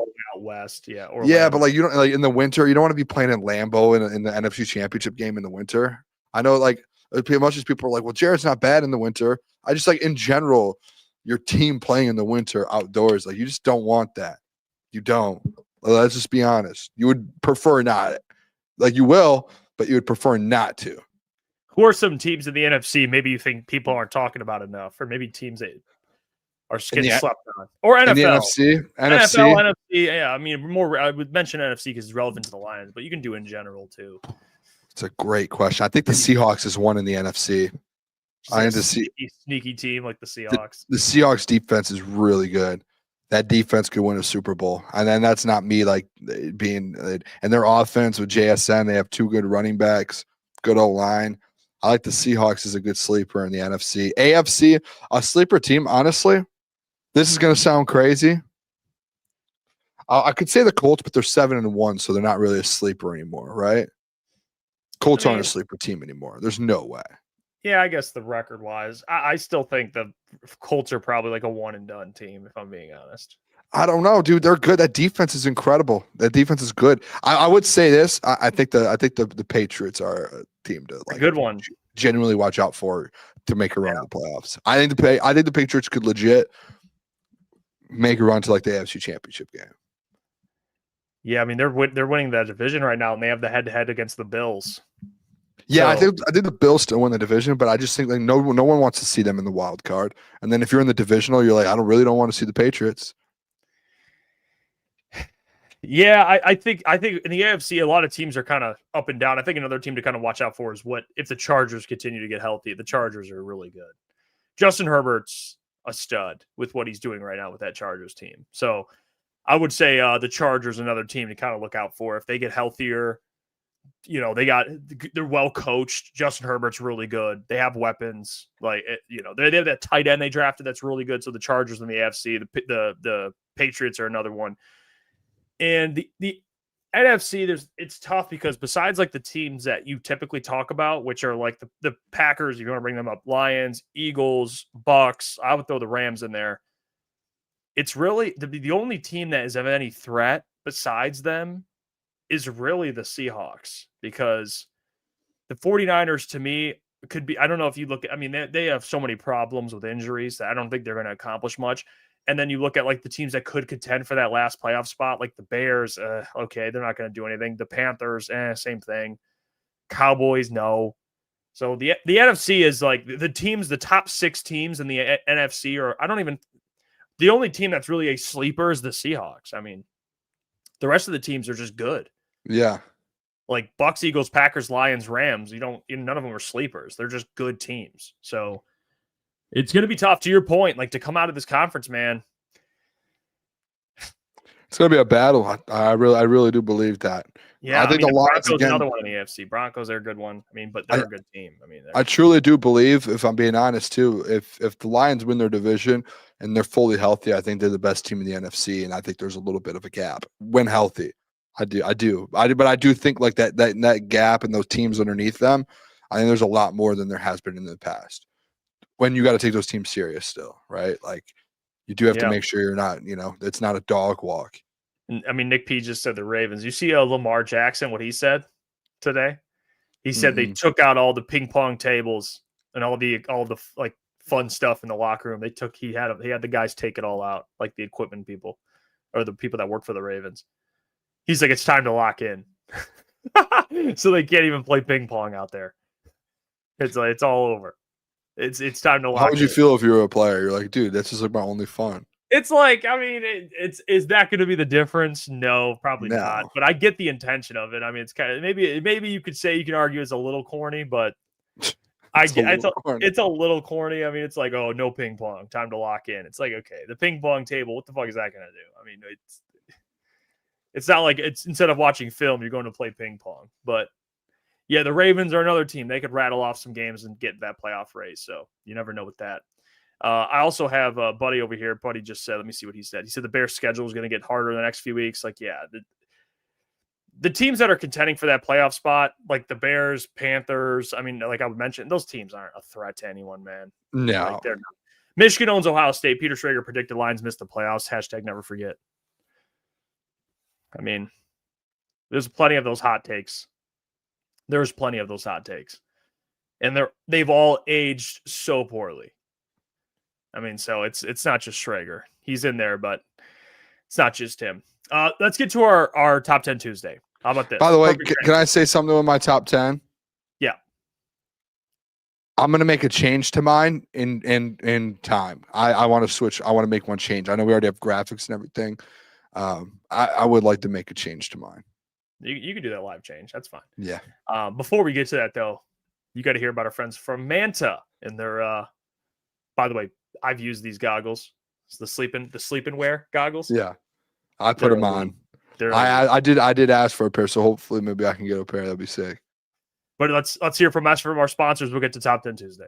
Oh, hey, didn't catch you there. Let me tell you about our friends over at Manta. With the Manta Pro Sleep Mask, which is a fully adjustable, ultra comfortable sleep mask that delivers 100% blackout and breathable side sleeper friendly design. I'm a side sleeper. I ordered this about a week ago. It came in. I've been using it, and I've gotten some of the best sleep I've ever gotten. Because I know you guys are tired of waking up before your alarm because the sun's hitting your face. Well, the Manta Sleep Mask Pro blocks out every bit of light, so you can actually stay asleep. If you can't sleep because of street lights, early sunrises, or your room just isn't dark enough, this helps. It's fully breathable. I sweat when I sleep. It helps out tremendously. 100% blackout. Adjustable eye cups, breathable, cooling materials, which is all ventilated. And you guys can go to their website and use the code CRUNCH to unlock 10% off your purchase. You can also grab different accessories to go along with it. It's the best. I can't believe I just started using a sleep mask. It's a lifesaver. So appreciate them for sponsoring the video. Now let's get back to it. All right, let's get our top 10 Tuesday. It's time. And honestly, I will say, to kind of echo what you were talking about, there wasn't too much of a change with the bye weeks. I mean, there's two teams that were on a bye week, the Rams and Lions. They didn't really move much given it was a bye week. And then on top of that, there wasn't a lot of the teams at the top won. So it's like, yeah, it was a little, yeah, you'll see. You want me to go first? I'll show off mine. Yeah, you go first. All right. Here's my top 10 teams. All right. And last week, really, if you look at my top 10 list, the only difference, to be honest, that I had is the Patriots moved up. So Patriots move up to 9. They jumped the Seahawks. I think the Patriots are continuing to move up, if I'm being honest. I think they're a good team. So we'll see what happens over the next couple of weeks. But the Seahawks, it's not like they beat the Texans, but the Seahawks should still be on your top 10 list. At number 8, I have the Green Bay Packers. They beat the Steelers, which the Steelers to me are weird. Their defense is slightly overrated, if I'm being honest. I'm kind of shocked by that. Mike Tomlin, defensive guy. Their defense ain't looking too good, man. They're not. And they just traded for Kyle Duggar because they can't tackle. I think the Packers had, I forgot the exact number, but yards after catch was like insane. They couldn't make a tackle. Yeah. So, yeah, that Steelers defense isn't very good. But the Packers still did some special things. All right, they did. They look like a really good team. Jordan Love had almost 400 yards passing with some of his weapons hurt. Tucker Kraft is a beast. He's so good. So he's only going to continue to get better. He's one of the best tight ends in the league right now. At number 7, I have the Buffalo Bills. They destroyed the Panthers, which, again, the Panthers are actually, that's a better win than some other teams that had some blowouts. I mean, Panthers are 4-4. I mean, they were 4-3. I mean, I know their record probably doesn't indicate how good they actually are, but that was a good win by the Bills. They didn't have to really do much. Their defense played really well. Josh Allen had, I think, 2 rushing touchdowns. They took care of business. They still got to trade. They still got to trade for a receiver, but the Bills are still a really good team. But the Bills, like the Bills, Chiefs, they didn't really move. I mean, the Chiefs took care of the Commanders with Marcus Mariota. game was close at half, but they ultimately did what they were supposed to do. They covered, they destroyed the Commanders. Chiefs look like a good team. And I think this is what I was thinking about today, actually, when I was making this list, because I know you harp on me about this Chiefs team all the time. I think over the next couple of weeks, we're going to find out, in my opinion, the Chiefs could move up significantly higher. Like they play the Bills. They have another game I can't think of. It's a really good matchup for them, and I'm blanking on it. But they have some good games over the next couple of weeks. I mean, they beat the Lions, which is a big win. But you're going to find out in the next couple of weeks when they face the Bills, when they face some of these other top 10 teams where they rank, in my opinion. I know you have them high, but that's where I have. The Chiefs didn't move for me. The Bucs, they beat the Saints. Again, I think it was 23-3. And they did it with all the injuries they have. I got to give them credit for that. I know it depends how you do your power rankings list. If you want to say, well, the Bucs are injured, so they're going to move down, fine. I want to give them credit for destroying the Saints with all the injuries they have on top of that. I think Emeka Egbuka was the only wide receiver that wasn't dead, and they were able to get it done. So Bucs didn't move for me. They stayed there. For the Rams were on a bye week. They didn't really move much. I mean, I don't know what to do with the Rams. I'm not going to punish them. They were on a bye week. Same thing I did with the Lions. Lions are 1. They're on a bye week. So I did the same for the Rams. They didn't move. And the 2 and 3 teams, I was debating, but I don't know how you even take down the Colts. I mean, they keep blowing out teams. And Jonathan Taylor's the offensive player of the year. So, I mean, Daniel Jones is looking like a top 10 quarterback right now. So I can't really do anything. With this top 6, nothing moved for me. I couldn't move anyone around. I just thought they all won. Or on a bye. Yeah, it's tough to move from last week. It really is. It's tough for me to nitpick. I mean, I'd be basically saying what was a better win: Chiefs over Commanders, or Eagles destroying the Giants. You know what I'm saying? Or the Bills. What was the Bills beating the Panthers better than the Chiefs beating the Commanders? It's they all blew out these teams, man. They all blew them out. So this is my top 10 list. Like I said, you're going to see some shakeups over the next couple of weeks with the Chiefs. The Lions got a tough schedule. The Eagles will play the Lions. They'll play the Packers. You'll see this list kind of come into move around. I'm going to be honest, dude. I'm not going to pick a fight with you. We don't have to go back and forth. When we do my list, I'm going to give up some stats that hopefully show why this is. You having the Chiefs at 6 is still outside the top 5 is still one of the most. Me and you have talked sports for years together. I think this is one of your biggest swings and a miss is having the Chiefs outside the top 5 right now. And I'm not going back and forth with you on this right now because I want to do my list. That's just my thought. I think it's one of the biggest. I watched a lot of football this weekend because the Lions were off. Chiefs won last night by two, almost 3 scores. They did not play their best football, and they still won by multiple scores. I know there's no Jane Daniels. I've watched the Chiefs multiple times the last few weeks. They're not worse than those 5 teams in front of them. They're not, the Chiefs. That's just my. I think it's one of the craziest. I'm sorry. I'm just being dead serious. I think it's one of the craziest things I've ever seen you do and stand on. I don't think it's the craziest. Can we pull mine up? Because unless you want, is there anything else on your list you want to talk about? Because I want to respond to that. Can I respond? You can respond, but I would prefer you to respond after my top 10 because I have some stats. Unless you want to, you can respond. You know what? Give your thoughts, and then I'll give my stats that I have for the Chiefs and everything with the Chiefs. The only reason where I'm coming from with it is, and like I said, but this is my list last week. So you're disagreeing with my last week's list because nothing really changed. So it's still the same list.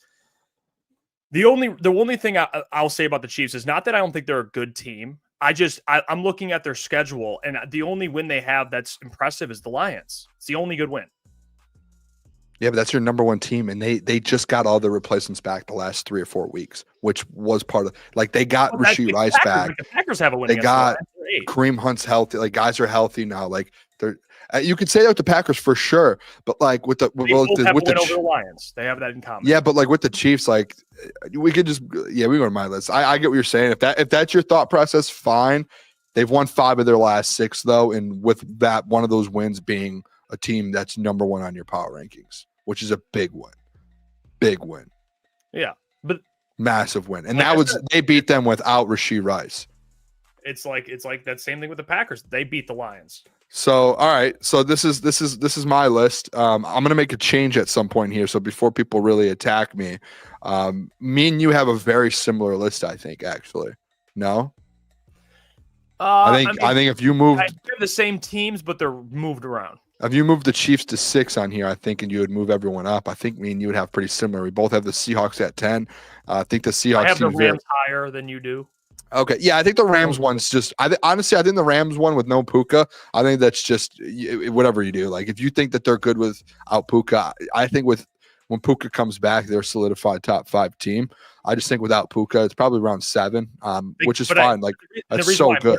Is because he'll be back. He could be back like this week. Yeah, I just don't know. Like again, like they were off. They didn't play the week before. They did without him, but I just think without Puka, I think Puka. I mean, he's the best weapon in football right now, outside of Jonathan Taylor. So I just put him at 7. I don't think that's a bad spot to be. I think a lot of these teams from 1 to 7, 1 to 8 are all interchangeable. I have the Patriots at 9. They deserve the credit. They've been extremely well. Just won again this week. Packers. I moved the Packers up. I had the Packers at 10 last week. I think that win that they had this week, I actually do think like the Packers are starting to look. And I know we've talked about fraud watch with them. I wouldn't say they're frauds, but they're a really good football team. They actually really are. Mike has been good. Rashawn Gary's been really good. Defensively, they stepped up, and then Jordan Love was incredible in the second half versus a really good Steelers defense. So I give them credit for what they did. I put them at 8. You could probably move them up higher if you wanted to, honestly, and put them as probably the second, third best team in the NFC right now. I probably could move the Eagles down as well, but I like them. I like the Rams again. Rams, Bucks, Packers. I think they're all in the same category. I think it's just you can move around. Same with the Eagles. Move them around. Number 5, Buffalo Bills. They just getting the job done. I'm interested to see the Bills play some real teams, to be honest. I'm just waiting for it. And then you said they play the Chiefs coming up here, so I'm interested to see that. Eagles at 4. I'm still just waiting on this Eagles team, Jeff. I wanted to move the Eagles down this week. I know they wanted to move them down. I don't like this Eagles. Is it me or is it just me? I'm not. They're not as good as they were last year, but they're a good team. But you have them at 4. I have them at 3. It's not like. Yeah. I mean, I think they're a good team. I think I think you can argue them outside the top 5. I really can. I think there's a you can argue that. Well, they beat your Chiefs. Could you argue that? How about those Chiefs? And they beat your number 2 team. How does that? No, they did. No, that's why. That's why I have them at 4 is because of some of the wins that they do have. And I said that last week with them. Colts 7-1 Colts. Daniel Jones, no explanation on that. Defense is great. Offense is rolling. Shane Steichen's doing a hell of a job in Indy there, and they just keep rolling, dude. I feel like every week, and I've been on the Chiefs. I've been the one that said, "Hey, this." Or the Colts, I've been the one to say this Colts team, watch out for them. Like, if they stay healthy, Daniel Jones is going to come in. He's not a bum. Like, everyone wrote him off in New York because he got shipped out of town, didn't have an opportunity. They made him look bad. It was terrible.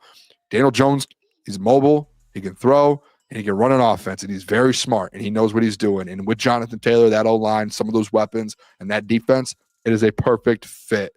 So I like the 7-1 Colts at number 3. This is where I'm making my change, Jeff Iafrate. I love this Lions team. When they're fully healthy, they're the best team in football. But since week 3 or 4, the Kansas City Chiefs have been the best team in football. And Jeff, I'm just going to throw this out there. Currently right now, they have the second best defense in the NFL at points per game allowed. Second best defense. And then if you want to be like, well, we like to do yards per game on this show, they're 4th in the NFL yards per game given up. So their defense is there. That's a Steve Spagnuolo Kansas City Chiefs defense this year that you're seeing put out on the field. Correct, Jeff? Like, we know what that defense is with Chris Jones and Spags back there. That's the linebacker core that they have, the pass rush. It is lethal. The question with this team through the first 3 or 4 weeks when they were what did they start? What are they, Jeff? 2-3, 2 and whatever. I think it was 2-3 when they started. The question was offensively. Offensively. I watched one of your shows today, Jeff. And first things first, Nick Wright. And I was sitting there, it was on my TV screen. I go, oh, here we go. Nick Wright. And I know he's a Chiefs guy. Who's the guy on their show that is a little goofy? What's his name? Sometimes he does the over. Which one is it him? He's the host, and Chris Broussard is like No, it's the overtime show. It's OT. First things first, overtime. And they have you like this guy. You talk about him all the time. He fills in sometimes. Oh, are you talking about Goofy guy. Danny Perkins? Goofy guy, Mr. Perkins. Goofy guy. Is it? I think it is Danny Perkins. Yep. When you said that name, got me. I don't know if that's his name, but something, whatever. Yeah, I'm actually, I don't think it was him. I think it was actually Nick Wright that put the stat up. The Kansas City Chiefs, Jeff. Their only issue, they have a top 3 defense in the NFL. The only issue has been their offense. And that was why they started off very slow, because they had no Xavier Worthy, they had no Rashee Rice, and they're losing games, and everyone's like, this offense sucks. What are they going to do? Since week 3, per your favorite, Nick Wright, they are first in the NFL with 5 games of 28 plus points or more. They are first in the NFL in points per game differential with almost 16 points per game differential. And they're first in the NFL in total yards per game offensively since week 3, since they've been struggling. On top of that, Jeff Iafrate, this Chiefs team started 0-2. And since they started 0-2 and since week 3, they're 5-1. They've won 5 of their last 6 games since starting 0-2. They have a top 3 offense. Since week 3, they have the best offense in the NFL, and they've won 5 of the last 6 games in that stretch. The Kansas City Chiefs right now, as much as people don't want to have it, and they have the MVP favorite right now, Patrick Mahomes, even though last night, he threw a couple interceptions, didn't play it as his best. Patrick Mahomes has been incredible since week 3 of the season. Right now, they have the best offense in the NFL, a top 3 defense, and they are the best football team in the NFL, as much as no one wants to admit it. You having them outside the top 5 is one of the worst takes I think I've ever seen out of you. And I love you. You know that. I'm not being mean. But when you actually look at it, like I've watched the Chiefs 3 or 4 times the last couple of weeks, and we saw them versus the Lions firsthand dominate the Lions. And then I watched them last night struggle but still win by almost 3 scores.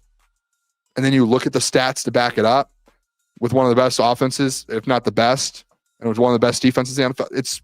There's no question right now this is the best team in football. I hate to say it because I thought that this was the Chiefs' year to fall off. I said the dynasty was over. They looked very good this year. They look very good. Can I respond to that? Yeah, you can. Yeah, no. I'm not going to argue. I'm not arguing tonight. Tonight's a fun night. This is a good night. I just want to say this. The reason why I think what's important, would you say record against winning teams is important?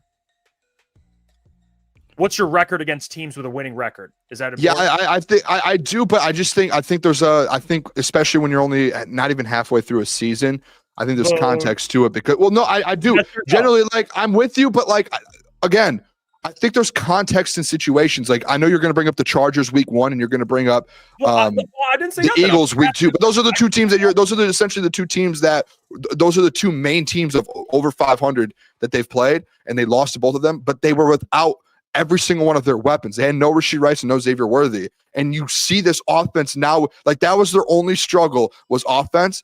And you look at them now, Jeff, listen, you've watched a lot. I'm waiting for an answer. I'm just asked a question. Yeah, no, I think so, but I think there's context to all of it. I do think there's context to it all. I really do. And I think with the Chiefs, if you generally, Jeff, I love you so much, but if you generally watch this, I already answered it.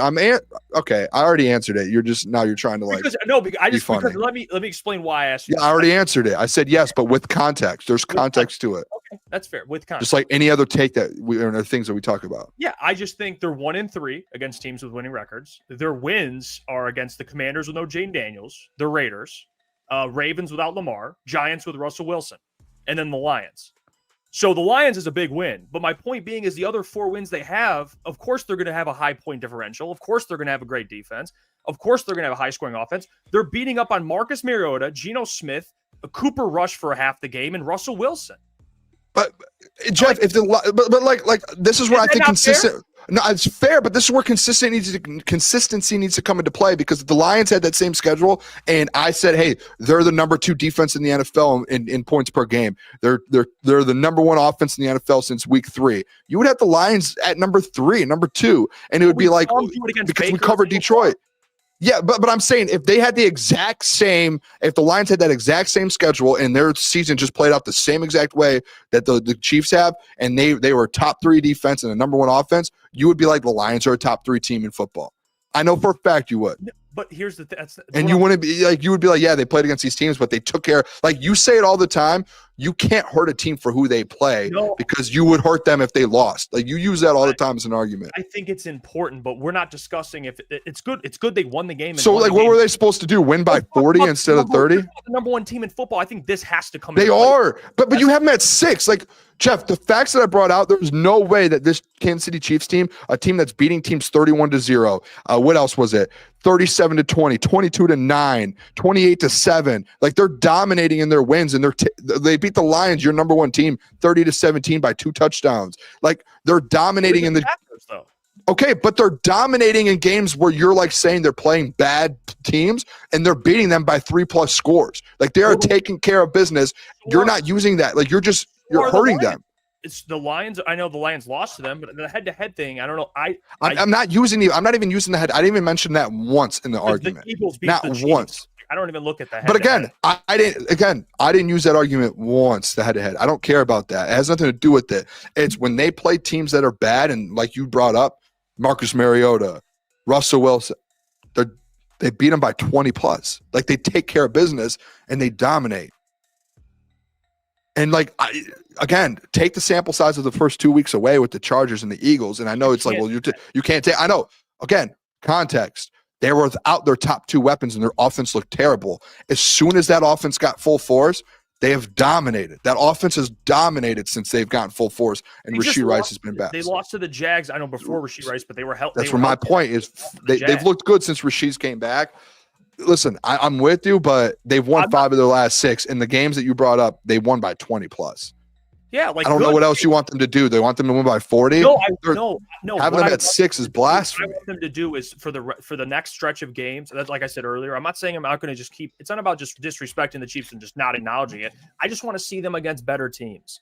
I don't think Marcus Mariota, Geno Smith, Cooper Rush, and Russell Wilson is enough for me to say like, yeah, this team they're dominant. Like I just want to see them against Josh Allen, like they did. They saw him against Goff. I want to see him against Josh Allen. Like if they beat, which I think is fair, but I do think you bet your ass I'll have them up. Put it in a context, like be genuine, Jeff. Be genuine, because I know you, and I could go ask anyone. If the Lions were in the same position as the Chiefs right now and had that same schedule, and I brought the stat that the Lions, I would say that's fair. You guys, everyone would be like the Lions are a top 3 team in football because we cover the Detroit Lions. Like I know that for a fact. So the fact that and the fact that the Chiefs are at 6 on your board, in every single board I've seen, you don't have to follow national media and get into that, but like it's just like, hey, like this is one of the best teams in football right now. They're better than the Bucs. You have them behind them. They're better than the Eagles. You have them behind them. Like I know they lost to the Eagles again. We're not doing head-to-heads, but like right now, this week, like they've won 5 of their last 6. They're the number 1 offense in football, and they're a top 3 defense in football.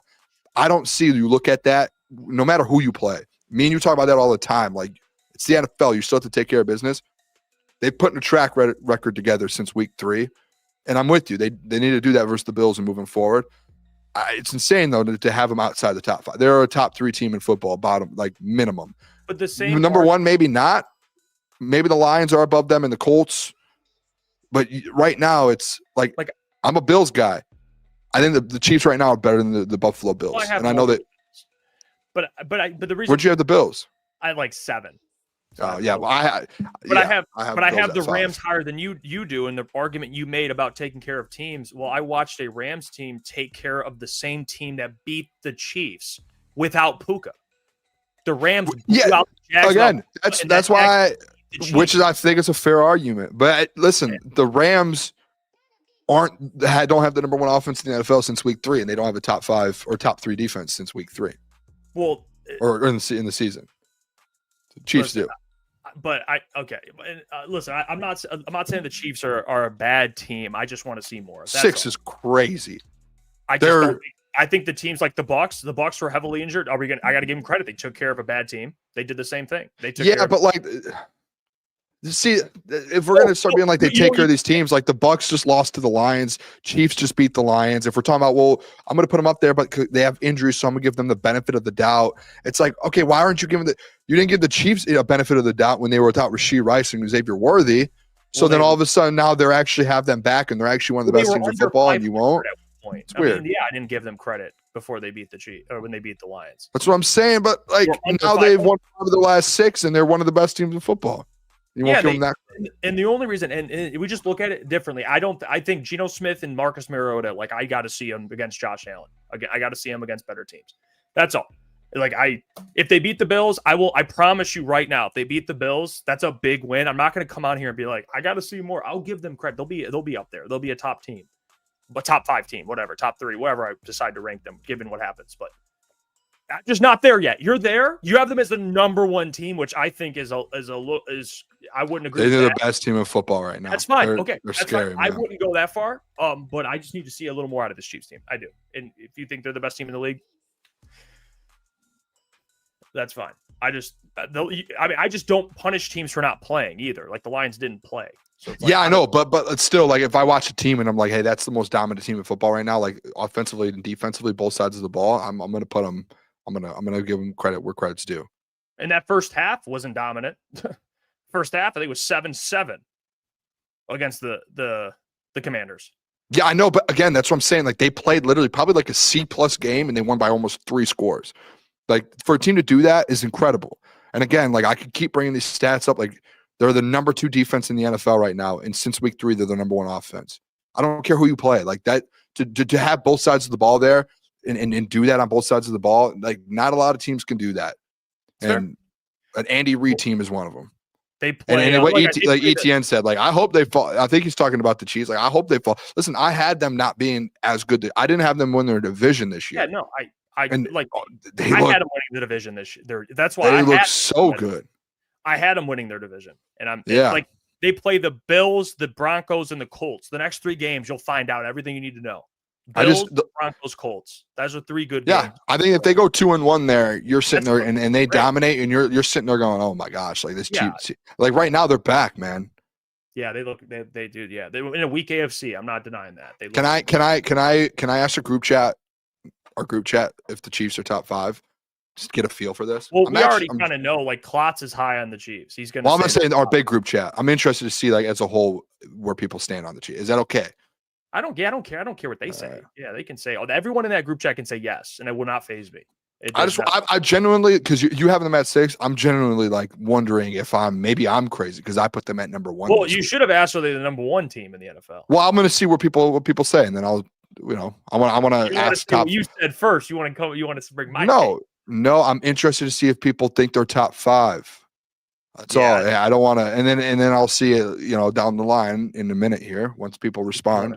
Throw in that number 1. I mean, if they think if you think they're a top 5 team, I'm not going to fight you.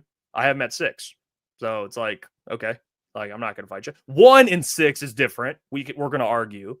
But that's why I'm saying they should be 5 top and 6. It's like okay, you think they're better than the Bucks? I disagree. Fine, okay, whatever. You can have them a spot higher than me. But yeah, we'll see. The next couple weeks, we'll have a better picture, in my opinion. All right. Well, for everyone watching, hit the like button on the way out. Hit that like button. It'll help us push it out in the algorithm. Everyone that tuned in, we'll be back tomorrow. The DOC, John Macaroon's joining us, and then Thursday. We have our Vikings beat writer, which you guys have already seen multiple times on this channel, and Sam Flannel on Thursday. And then Friday will be a different show. We'll be live earlier in the day. We'll come out with the exact time for that because it's Halloween. But until tomorrow. Early Friday show. Whoa. But until tomorrow, we will catch you all. Love you guys.